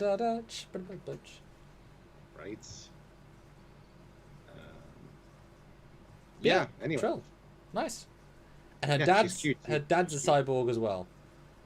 Yeah, she's got daddy issues. Yeah, I mean, it's a good little setup. It is indeed. I love how he's having issues with the cybernetics, though. That's fun. Yeah, I'm not used to being a cyborg yet. Now, this next scene, again, I didn't quite like first time round, that she's being unnecessarily annoying, but it's her mum. It's her mum's staff. So it makes more sense when you know after, you know? Yeah, absolutely, yeah. You have to spill the drink? Big Bajoran guy with little tiny hands. Which he is. And that's hanging a lantern on the weird proportion of that character. He is weirdly proportioned, but they explained it by her noticing. But yeah, they beam down. I like the chemistry here. And yeah, the guy's like, this is the race of... this. And I wasn't sure I'd like these pig guys, but the fact is they're just smiling pigs, just happy, just like friendly guys. It's cute. Yeah. It's nice. I like it. It's a non-thing, but it's just fun. Stupid fun. Yeah, I do like the point that he didn't quite know how to pronounce the name, or he was taking his time with it. Yeah. To get it right, or just didn't remember what goddamn planet he was on this week. Because they probably do this a lot. So. And we're canonizing more moustaches. That's our second guy with moustaches.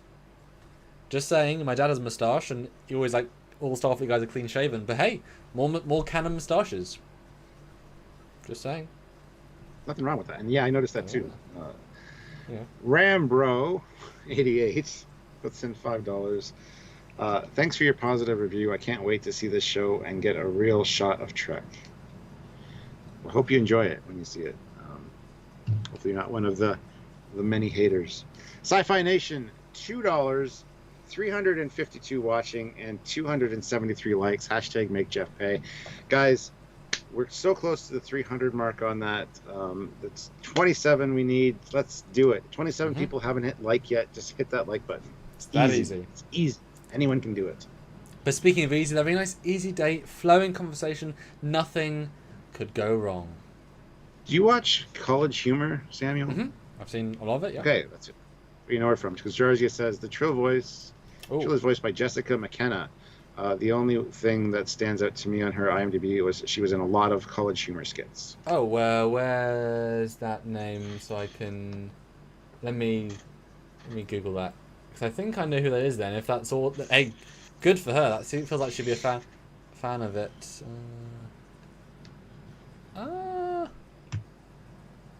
No, I don't recognise her. Dunno.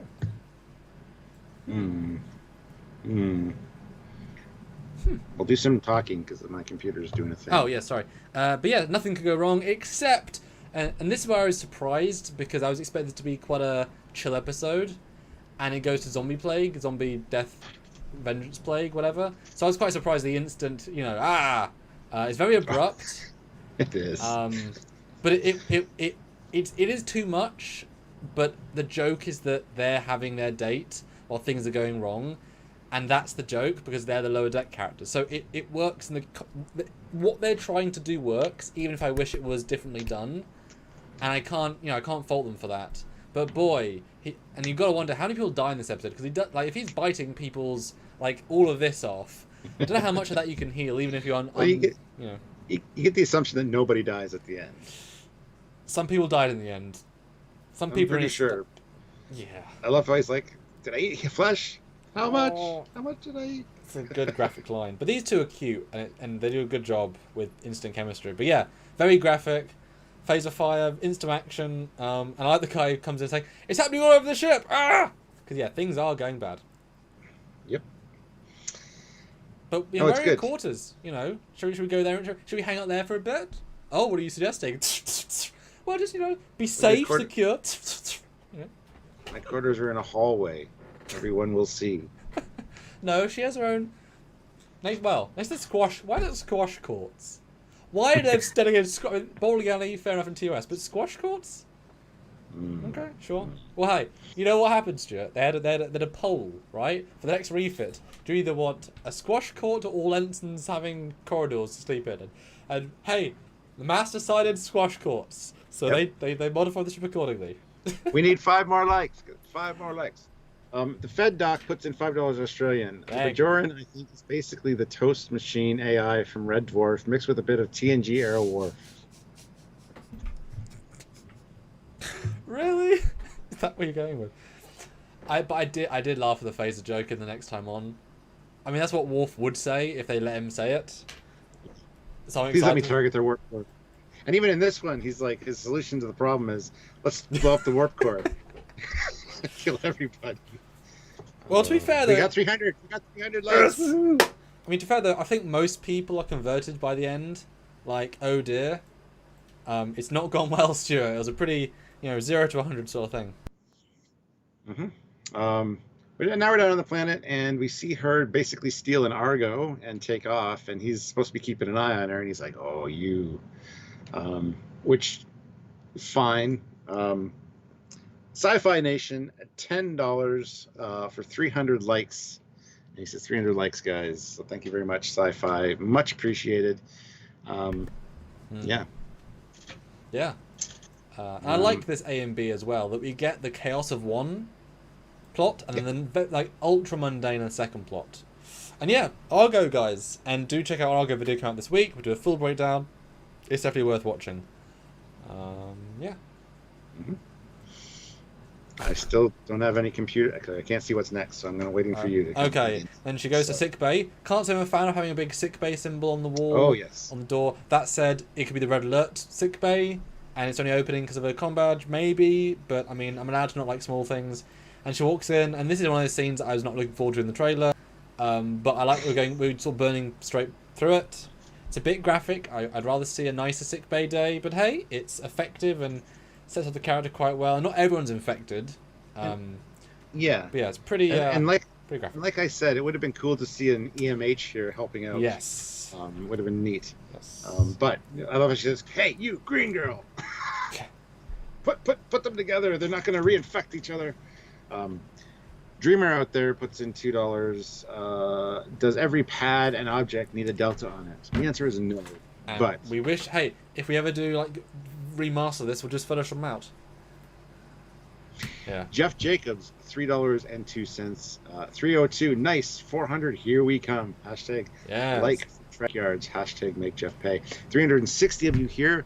Ooh. A lot of people are coming in and out, so a lot of you might not have hit like yet. So we could possibly get to 400 with that number. So, guys, try to get up to 400. Hit like if you haven't. And the list of Jericho is a great comment. Says the Red Dwarf cast would be amazing in this. Yeah. Yes, bring him in. But I loved your EMH comment. I agree in theory. It's a better like episode 2, 3, 4, 5, 6 one because the headline would have been Rob Picardo back in Star Trek. Oh, also Lower Decks is okay. That would have been the headline. But it would have been really funny to see. But he would have. I mean, it's a cameo. That's the problem. He'd have to be in multiple episodes to make it worth his while. But he would have only got maybe 2 lines. So in another episode, yes. Like if there's no one on the it'd be a great episode if everyone gets disappeared on the ship and we need a doctor. He comes in. Perfect. Yeah. Or, as someone else pointed out, it could be Andy Dick, EMH Mark II, which would also make sense, but obviously EMH Mark II is on Prometheus, a new ship. This is a really not top-of-the-line ship. So these guys would have the EMH Mark I. If the Enterprise E has the EMH Part 1, Mark 1, 5 years ago, pretty sure this ship still does too. Yeah. But yeah, that would be a perfect cameo. Yeah, and Sci-Fi Nation throws in $2. Foley and Commander, thanks for being such great friends. Well, thank you, Sci-Fi Nation, and thank you all in the chat. You guys are awesome. You guys make this fun for us. So. Bouncy, we're bouncy. Now, I was worried when he spits chemical bile on her, but I like that it's not addressed because some people can be immune. Like, that's not rocket science, so I'm absolutely fine with her being immune because some people are. That's fine. And that's Nurse Hathaway. That's the guy she's supposed to be helping. She's like, I'm looking forward to working with you. That's good. That's a good line. Very Exorcist. Yeah, back on the planet and got you. You're selling weapons, aren't you? And then he pulls. That's a leap. That's a leap in logic right there. But well, I think it's because if the captain says look on, see what she's doing, she's probably doing something dodgy. But he pulls a phaser on her. That's a legit big thing to do. That violates regulation 75 or 76. I can't remember what she says. But and he's like, that may be true. But I wish they'd shown the phaser on them. Because they both have phasers throughout the scene, but they don't have phasers on them. I know it's extra animation. I wish they... Because I don't like pulling out their asses. Another small niggle from me. Wouldn't take much to add them to the character model. But she's not dealing weapons, man. She's farm equipment. She got a hoe and a shovel. And I love her face. It's just like... Dumbass, dumber ass. You. But note, Stuart, there's space shovel and space hoe. Because they got some lights. That's a good amount of space. And she calls out, too, they can't wait for the Federation bureaucracy to get to them. They need help now, so I'm helping them. Yeah. And there's be a lot of Federation paperwork, and it would trickle down from like the government to the people, and it would just take too long. I love that, because you never really think about that. But yeah. There to help out. And it's a bit sad if they were that close to starving. You know what I mean? That's a bit... But it is definitely nice that she's doing this. I mean, it's not the hugest rule break, especially since you can replicate this stuff. Like, in terms of this is a moral and hurts nobody crime. Especially if she gives she could even use her own replicator rations to make them. You know, the worst thing is not giving approval. But this is the moment where she's earning respect from him. This is the moment of fire. You know, they're bonding over this because it's like, oh, the thing that I was told you might be doing dodgy is actually going against regs to help people. That's nice, you know? Cuban writer, $2. Space Ho, the non-PC name for Orion. Wow. Damn. Love it. Hey, Paul, how's it going? Paul is here. My buddy Paul, so... But speaking of who's here, a big, evil, giant monster with 6 eyes, and it's gonna eat us. Ah! It's a spider. The Fedoc, $5 Australian. Actually, the black and white command ensigns are a bit like Lister, Mariner, and Rimmer. Yep. Absolutely. Yep. Absolutely. Yep. Starship Trooper bug, says Eric. Oh yeah, pretty true. much. Now, I wasn't the biggest fan of this reveal. I thought this was very cartoon, generic. Rick and Morty would do it. So I didn't like this, but the payoff is brilliant. So again, it's better on a second watch. And it's again another element to the story that we're throwing in. So oh my god, how much story is there going to be? Oh no, still lots. There's still lots. You know. Yeah. What did you think when you saw this creature? I thought it was a little bit stupid, just like you did. Yeah. I love how she's like, "Run, idiot!" But yeah, a little bit over the top, but you know, it is what it is. So Shooting. I love how it's just a space cow. Yeah, it's great. Don't shoot it; you could spoil the milk. What do you mean? How do you know it has milk? I just assume it has milk. And then later the guy's like, "Yeah, please don't spoil the milk." That's great. That is such a Star Trek thing to do, and the fact that she specifically says, "We're going to capture it because they might need it." That's brilliant. Yeah. There's no sense of kill it. There's no sense of stun it. It's fully like to call this episode not Star Trek, and to call her whatever. This is the Star Trekiest scene, you know. Yeah. Whereas in J.J. Abrams' one, you know, one gets eaten by another and then falls down a crevasse and blah blah blah. You know, it's good. It's good. Oh, and then we get the whole thing about the. You know, I know more than you, dumbass. I've been on 7 5 ships, been on lots of planets. What have you been on?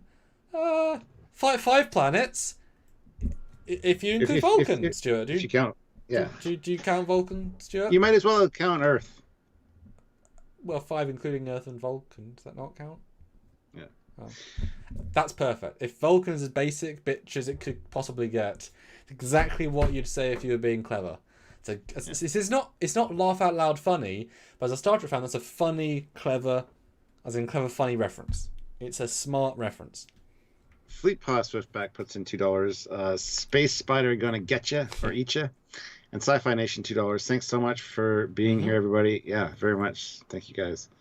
Yes. Yeah, we find out here. Yeah, she served on 5 starships. She's been demoted, and you know she knows more than a lot of people do. So it would be interesting to find out about her history and her past. So I like how vague she was. She could have been a commander, lieutenant commander, anything in between. You know, anything. She talks about fighting a Yeti in a Vulcan or Klingon prison for her boots just because he was being a dick. Like stupid stuff like that. Pretty funny. Yeah. But so she has a plan. She's like, take off your pants. And he's like, oh, Mariner. That I thought was a weird reaction, but it's like, okay. Yeah. Fine. Just to make dummies, though, and the thing attacks the dummies, which is good. And why is it eating my uniform and not your? I want to wait till it eats your uniform. It's going to town on mine. I wonder why, although I can imagine it's because she used like fungal, like she used fruit, that maybe that was more ripe. But it is weird though. But also it needs to be that she has a uniform later. So, but it's weird only his uniform. But I guess he really fancies the smell of him. And I was not expecting to get in underwear people again in episode 1. It's not usual, but it worked contextually. You know, and at least the underwear isn't branded with deltas. It could have been. Yes, God, that would have been embarrassing. The Fedoc puts in $5 Australian. As I remember, the last time we had 2 people of equal rank arguing about seniority, they kind of became an item. Torres and Perez. Yeah. Yeah. But yeah, so she jumps on it and she tells him to jump on it, but he jumps at the wrong time and he gets in the mouth and he's like in and out and covered in the pink slime. And he's like, it's eating me. Shoot it, shoot it. And the guy's like, please don't shoot it. It'll spoil the milk. She's like, did you hear that? And then it's like, it's okay. He's just sucking on you for moisture. You're fine. It's a herbivore. That was good. So, do you want a snack then? No. It's silly. But the fact that the tonal shift is so instant is like Sci-Fi Nation's leaving, so good to see you. But again, it's so Star Trek. The fact this creature that is played to be vicious, it's given enough of build up, enough of setup, and then it's not. And see the farmer guy be like, I mean, it's fine. Yeah. Do you want snack? It's a very Star Trek scene. While gross to watch and uncomfortable to see, but then to have the guy in a minute be like, my bones. It's like, yeah. It's okay. The doctor just wave a light over it. It'll be fine. Again, it's not laugh out loud funny, but it's a clever Star Trek. That made me laugh out loud. Yeah. I looked at Sylvia. I'm like, that's awesome. It's clever. Luke Celeste, $5. Guess we will have a flashback for her demotion. Probably. Oh yeah, absolutely. Yeah. And she says, they whenever you make a decision, they slap you down. So I think she might have done something that she thought was justified and got demoted for it, and that's why she's really very anti-upper. I mean, she obviously it's the Tom Paris. You know, he went against the rules of the Aqua Planet, and then he got demoted. You know. Yeah. Joshua Stearns, $5. The spider was after him because he was more moist. She obviously wasn't as sweaty. Yeah, she was calm and he was. Yeah, I can buy that. Good reason. Fleetpaw Swiftback, $2. You. Wasn't a fan of the space tidy whities. Didn't bother me. I kind of liked it. You know, it's better than although while we all love Sigourney Weaver's skimpy outfit, it doesn't make a lick of sense in context. So at least we didn't get that to be like why are they wearing leopard print. Why are they both wearing leopard print thongs? Oh, that's not an issue, is it? So well, at least it wasn't that. And guys, 333 watching, which is phenomenal. Thanks so much for being here. We appreciate all of you. 319 likes to 13 dislikes. That is a massive ratio. That's a 41-0 ratio. Doing well, guys. Hope you guys are enjoying. The Trembler, $10. Oh. So are they still in range of one of their communications to give translation, or does their underwear have microcircuits and the power source? I expect a video from you on translating underwear. I mean, that's an amazing point. That's the most geeky point you could possibly make. Well, her uniform's nearby. It's just on the ground. Yeah. Or behind the rock, so whatever, it's still within range. I mean, not to go Discovery on us, but in Discovery, her communicator is the other side of the room, and she talks into it and it translates. Little bit different, but I mean, I'm okay with that. But that's a great point. That's a caveat to everything, isn't it? But back to Zombie Plague. Pretty graphic. I was not expecting this much graphic.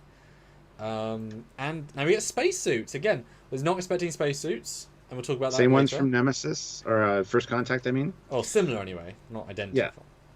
Yeah. Oh, no, they're close enough visually to be the same. Yeah, they're the same but different.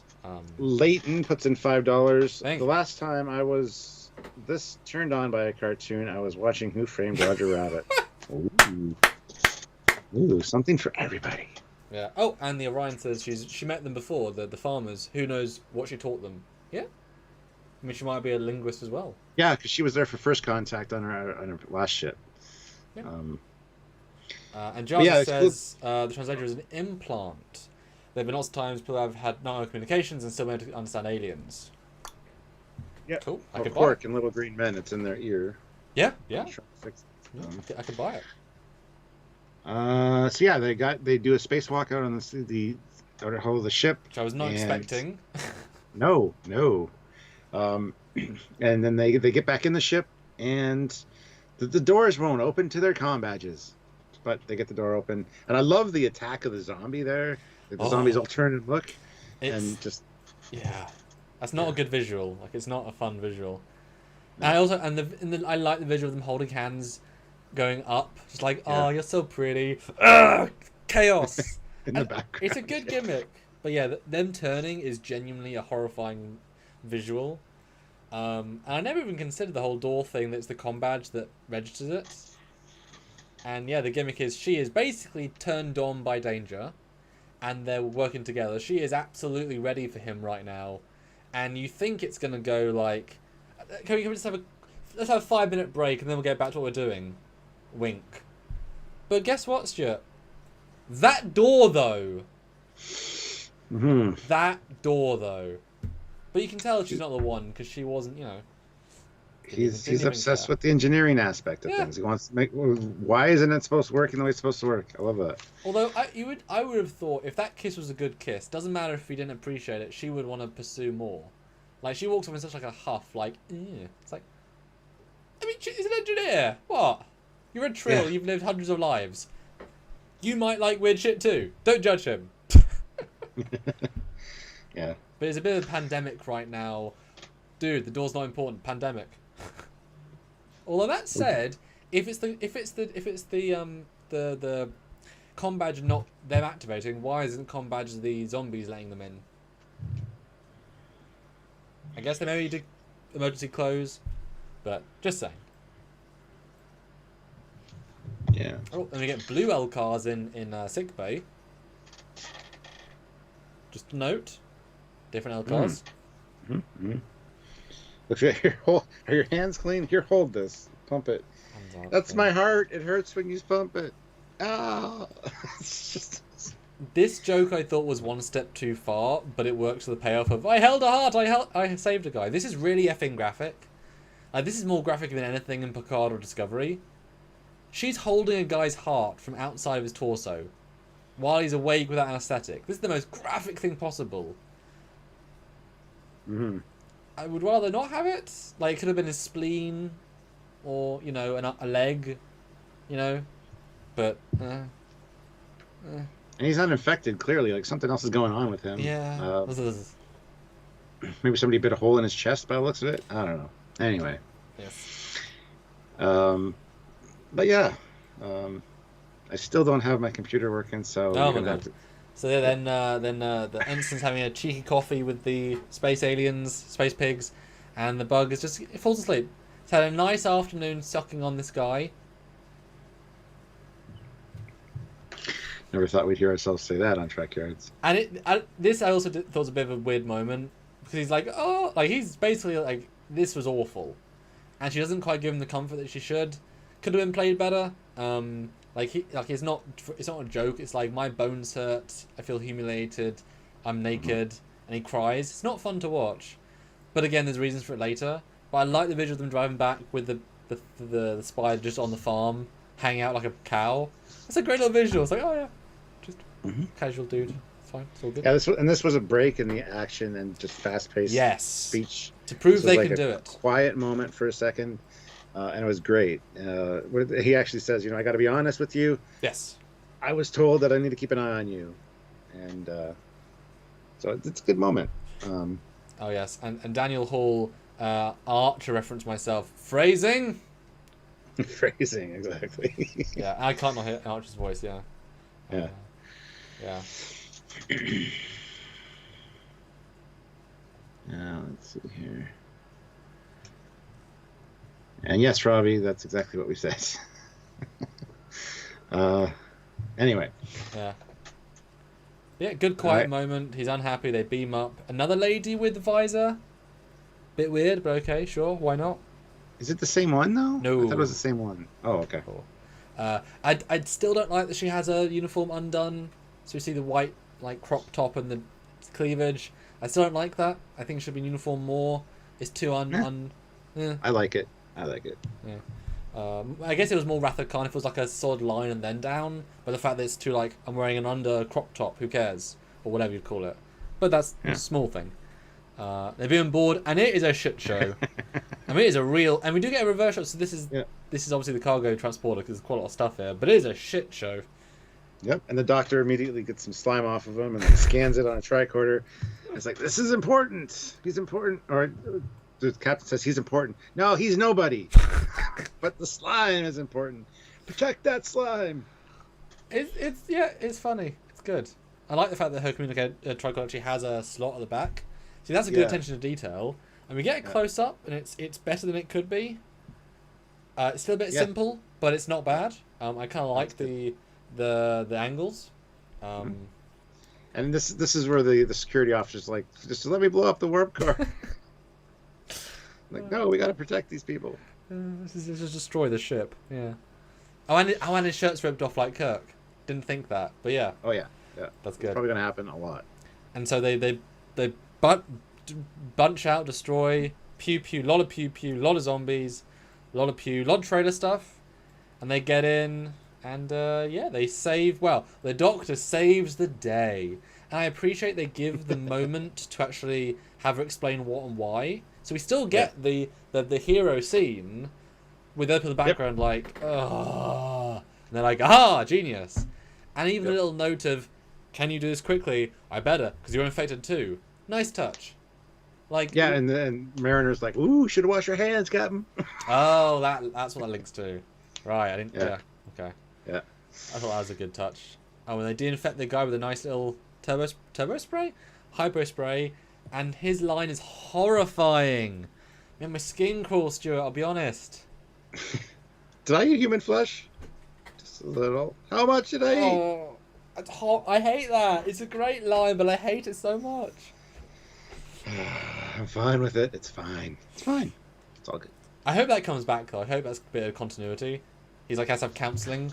Because he ate half the crew. But yeah, then they vent the whole ship, but everyone turns out fine. And yes, you could complain it's too easy. Guess what? Happens all the time. Not a problem.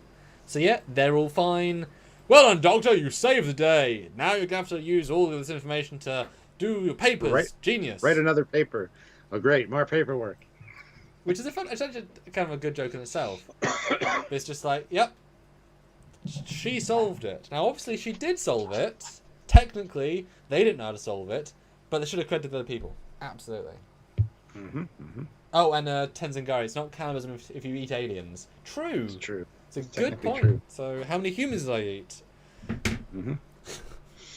Which I think the first person he latched onto was a human. Yep. So. Yep. And then we get the ready room scene where she's doing the captain's log, saying that the. Well, no, then we get the green lady, and you're like, "Wow, that was your first day, eh? It was awesome." Are you still excited to be here? Well, are you kidding? It was awesome. Yeah. I held her heart. That's funny. But yes, then the real captain's log, and the guy is not amused. Yes, because no mention of him. Actually, down in Sickbay, they're like, you should maybe mention Boimler, who's got the slime. But yeah, and this kind of turns him because she asks, "You came back wearing slime and basically a rucksack." And that she had nothing to do with that. He's like, no, we were just working on the communications array. Maybe the slime erased my memory because I don't remember. But from what I saw, she was fine. So she's like, he's not telling her the truth, obviously, but it's good. I'm surprised she didn't call him out more. I'll be honest. But it's a building thing, isn't it? And yeah, I'm surprised he learns lessons straight away. But it means we're going to build into more character stuff later. Like this isn't a season-long arc of no, but the captain really loves us. No, she doesn't. I should know. She's my mum. Blah blah blah. Betty loves me. I think that's it, isn't it? Pretty much. I mean, they talk to the husband, which was a great reveal. Didn't see that coming. Yes. Calls her sweetie in such a nice don't be mad at me, but I'm not. Oh, yeah. He checks up on her. He's like, yeah, Rutherford tried to eat a man, but we're fine. Listen, happens every week. It's fine. You said if she wouldn't work out on this ship, we'd transfer her back. And she's your daughter too. It's like, whoa, gotta go. Admiral stuff. It's great. Yeah, it's very. Yeah, it's very neat. And it adds the depth. Like I said, the reveal being the kid was a really smart reveal. And like I said, I didn't see it coming. I wasn't trying to see it coming. I was just enjoying the ride. So I thought it was clever. I thought it was interesting. That's going to be the season arc. And since she's, the most primary, no, it was good. It was good. I like the uniform, but we're going to talk about that later on this week. And I like all of her stuff on the quarters, the wall of stuff. There's a baseball, there's a seashell, there's an old Starfleet emblem. Sword's good. And a Cerritos model. Some good stuff. And then then we have the two people talking about how the date go. Oh, she was beautiful and great and lovely. You can see her again. Oh no, we're done. What? Why? And then he explains, oh yeah, the level 2 diagnostic and why the doors weren't open. She's like, are you kidding? And it's like she's going to comment on the relationship, and it's like she immediately gets excited about the door diagnostic. So Clay Williams joined the rank of the channel at the rank of Commander. So welcome, Commander Clay Williams. How you doing? Hello, Commander. Yes. Yeah, and then we find out that she finds out that he didn't rat her out, and she's like, "Oh, maybe you're a good person after all. You know, you'll be my chadich. I'll teach you things." And you hear about Sulu. We need another sword guy, and you know, Worf and Deanna and Kirk and the space whale probe and the Genesis device and Khan. And Dan Troy wears a uniform after a while. It's a little too much in the space of 10 seconds. Absolutely. But especially since it doesn't necessarily make, like, why is she spamming that stuff? Yeah. I don't know why. Oh, and then she mentions Gary Mitchell too, yeah. Yeah. The Trembler, $5. For the second time, Phil Lamar and Don Lewis play a possibly married couple with a child in a sci-fi cartoon comedy show. First was Futurama. Oh. Cool. Well, I'll have to double check. Oh, that was the dad. Okay. Oh. Nice. Cool. Yeah, Phil Lamar is good. He's good. Yeah, he is. I didn't know it was that voice actor, but it's cool. But yeah, I love the Tradish lines. That's such a fan thing. It's really niche. So we just did that episode as well. And this is what sold me on this character. She's nice in this episode. She's nice in the scene. She's not the nicest person the rest of the episode. And at the end of the day, these people should be nice. They're in Starfleet. And so she turns around. Once she realizes he's not the worker drone, as she says, she can be friends with them. This is the turning point where she thinks, okay, yeah, we're going to have fun with these people. She means well. And she's friends with these people. And she's like, lower decks, lowered. I guess this is cringe, but it's like, name of the show, name of the show, name of the show. It's fun, you know, I get it. And even the mum's like, ugh, God. She's my daughter, why did I procreate? I wanted sons, damn it. And yeah, it closes out, they go to warp, so ends the first adventure of Cerritos. And then we get rather epic this season on. Well, we'll probably do a live just on this season on. Yes. I think it'll be fun, so. Yes. But yeah, that's it for season 1 of Lower Season Decks 1? And, What? episode 1. Oh, God. I thought I skipped Shut so up. much there. Hooker Unleashed Films puts in $5. There was a shuttle in the back on the right that said Death, probably Death Valley, California, the most epic Klingon named shuttle. Well, Death Valley would make sense if they're doing parks in California. So. Okay. Cool. Yeah. So that's it, guys. Damn. Now that we've gone through it all, let us know again. We'll do a poll whether you like it and your score out of 10 in the same line. So yes, no, meh. I better start a document for our review scores, haven't I? I guess. So put that out there and let us know so we can see. Well, I have the feeling most people here enjoyed it, and so love it. 9 out of 10. It's great. Cool beans. Mostly liked it. Yes. You're still not giving your out of 10 score. Listen to instructions. There you go. Paul got it right. Like 7 out of 10. Tenshi, like 8 out of 10. Yes, 9 out of 10. Yes, 5 out of 10. 7, 8 out of 10. Like, yes, promising 7 out of 10. Yeah, so woohoo. Lots of. I mean, I walked away from it thinking that was good Star Trek. Yep. That was made by Star Trek fans for Star Trek fans, but with a real story. I don't know how you could not enjoy it. I mean, yes, if you don't find it funny, but lots of things you cannot find funny. You know, it's like the show The Middle. I don't think it's that funny, but I like the characters. You know. Never heard of it. Oh, it's quite. Oh, okay. Went for like 11 seasons. It had the Scrubs, the janitor. It was his show after Scrubs. Did for like 11 years.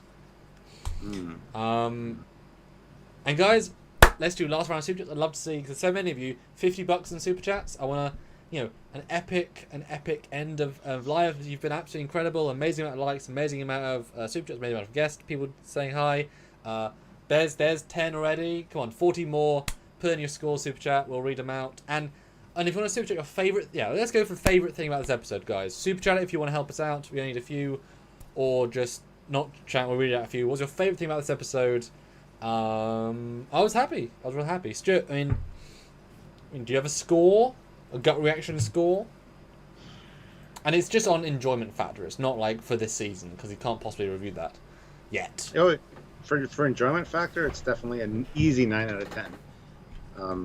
Like I said, a little too fast-paced at certain spots, and it's one or two things that maybe will bug me a little bit. But overall, yeah, I really enjoyed it. I thought it was great. And Stuart, easy 9 for me too. Easy. It's not perfect, but it's really high quality. And I was saying to because I chose my parents as well. I said we absolutely need season 2, and I can't wait. And I looked on Mike McMahon's IMDb, and he's listed as creative of season 2 too, with 12 episodes. So I guess season 2 announced, if they haven't announced it yet. Although I thought this was a failure. Nobody wanted to pick it up, and I've heard that on some YouTube channels. Well, I mean, you can announce it. I mean, Quantum Discovery was whatever. But the thing is, though, you can't make Picard in the coronavirus. You can make Lower Decks. I would be so thrilled if they made season 2 starting this week and they released it next year, because they need Trek next year. This is the only show they can really make. Because most of it took 2 years to make it, but they had to build all the assets, or do all the art design. I would love them to get back into production, just keep going and make season 2 now. Yeah. This could be a yearly show. I mean, most shows are yearly shows, so you can make shows in a year. I would love this to be 2021, please. I would love it straight away. I'm hungry for more. We got some super chats. Ozzy Medeiros, $5. This episode gets a 10 out of 10. Trekyards, 10 out of 10. Skeleton hand. Beautiful. And Tanishi, €5, 7 out of 10. If they work on Tangled, goes nowhere, does nothing, pipes or something at some point, maybe it'll go up to an 8. Fleet Paw Swiftback, $2, 7 out of 10, and 10 out of 10 for y'all. Yeah. David Bessig, $5, 6.5 out of 10. I still enjoyed Trekyards' review more than the actual episode. Oh, well. Appreciate that. Well, we had fun, so. Yeah. Joshua Stearns, $5. Thank Favorite thing was banana. Hot banana. Cool. Tony Sussex, $5. Love the enthusiasm, guys. I look forward to watching new episodes and your breakdowns too. Thank you. And we did film some, so look forward to those soon. Yes. And Luke Celeste, $5. Thank you. 6 out of 10. Was waiting for the Banana Ray joke. Oh, Banana Ray. Yeah. Oral. Well, they didn't fear the banana, but they did get burned by the banana. So there wasn't. Both pilots had a banana that did some stuff. So maybe it was a jab at Orville, because the banana joke kind of bombed, so it kind of burned the Orville. Hot banana. I'm pretty sure that at the Vegas panel he said he enjoyed the Orville. Mike did. Yeah. So there's no dig at the Orville, but yeah. Oh, guys, we're almost at the 50. 30 more. Well, 20 more, guys. 20 more bucks. You guys are kicking butt. Amazing. And if you haven't hit like yet, hit like as well. Yes, 361. Good Tea, Nice House puts in $2. Where do you rank it out of all Star Trek pilots? All Star Trek pilots, probably number 1. That opening and establishing shot was fantastic. And I'd say number 1 out of all of them. Yeah. No, seriously, like TOS is the best. TOS was the best pilot. It's the best single story, best acted, best promise. All ones are better, for whatever reason. Discovery's an awful pilot. Picard is okay until you watch the entire season, then you go back and think, damn, it wasn't very good. This is the best single episode pilot yet, and it shows that Trek needs 2 seasons to get good. It's allowed to be bad for 2 seasons. This one's going to be a good first season and break that rule, showing that if you're the right showrunner, right team, you can make a good Star Trek in season 1. So for Star Trek. So why didn't they? Why did Picard have as many plot holes as it did? Why was Discovery as bad as it was? You can make good Star Trek season 1, and this will be the first one TOS was the best season 1, obviously, but this will be, good. So yeah, the best pilot. Wow, well done. That thing you can't find, $10. Went into this episode thinking it would parody Star Trek, but it was so much better than just a simple parody. It felt like Star Trek. 10 out of 10. Yeah, so many good Star Trek morals here, which is important. Yeah. Squadra Course, $2. Favorite thing, respect for canon aesthetic. Yeah, I'd have to say my favorite thing is that, as well as the space shots. The space shots, the exteriors of the ships were beautiful. It looks really good. So I really enjoyed that. And I would say respect for canon, but it's not just, they aren't member berries. They are new sets, but in the correct aesthetic. Like it's the same but different. It's new and yet old. Why would the transporter sound effect be different? Why would the holodeck sound effect be different? Why would it? Mwah, perfect. Yeah. Matthew L. 5 Thank pounds, you, Matthew. 7 out of 10. Okay. Enjoyed it and laughed a few times. Shows a lot of promise. Concerned it may try to live off references too much. Love the respect for canon. Now that could be the case, but this episode was not. This episode's main story was not a reference to anything. It was just, you know, killer plague from alien space. So the references were the icing on top. The story was the main thing. So I think we're in a good. I think we're in a good, you know, place with that. But I do agree that could easily be the case. But I think we're actually going to be fine. Ozzy Madero's $5. Today's episode is brought to you by Banana Fertilizers, Skeleton Hands. Michael Collane, $7.99 Australian. Love catching the lives. Enjoyed Lower Decks. Thank you.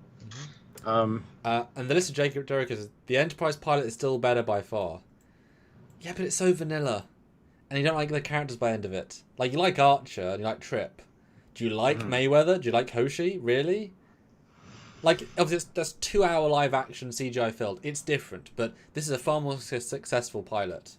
You know, but that was an ambitious one, the most ambitious one easily.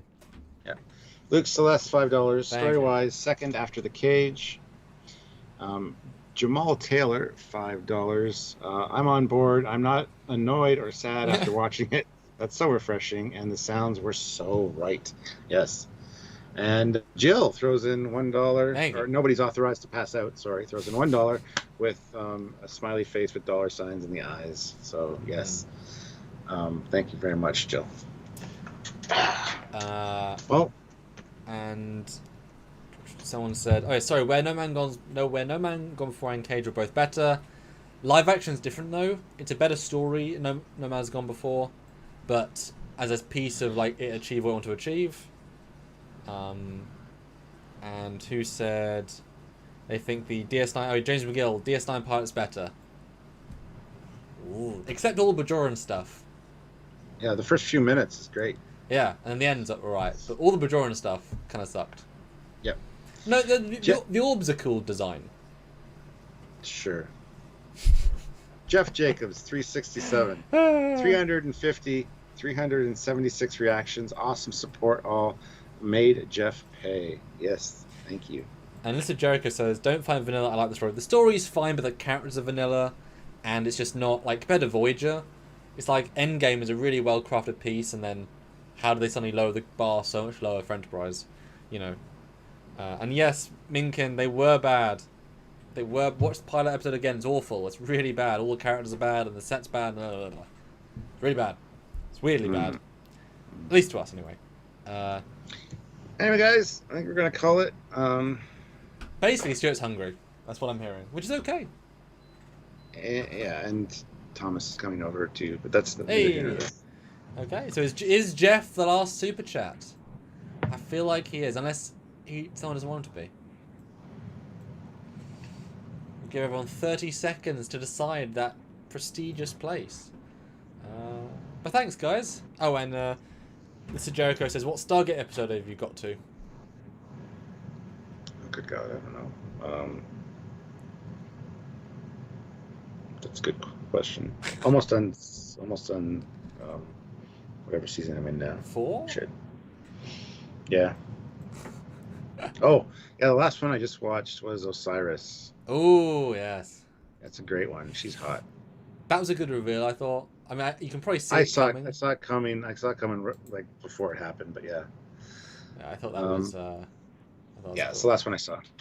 Fleet Paw Swiftback, $2. Thanks. Me, the final super chat. And Tenchi, 2K7, $2. Always like Hoshi. They all had I promise. Didn't like Hoshi ever. Oh, I thought she was cute enough. No, I didn't like her. Luke Celeste, $5. I am the last one tonight. Well, I guess he is then. Thanks, everyone. This was a lot of fun. And do tune in all week for content, both pre-recorded and live. We'll work out what we're going to do. Guys, please enjoy. and we're not chills, we're not biased. We just call it like it is, and we can back up why. So thanks so much for enjoying. List of Jericho. Yes, I like Window of Opportunity. It's the one that Samuel sent me that got me watching the whole series. Yes. And it is cause and effect done better. Psh. And that's from a Trekkie. That's a good way to end this live. Bye, guys. Thanks so much. Bye, guys.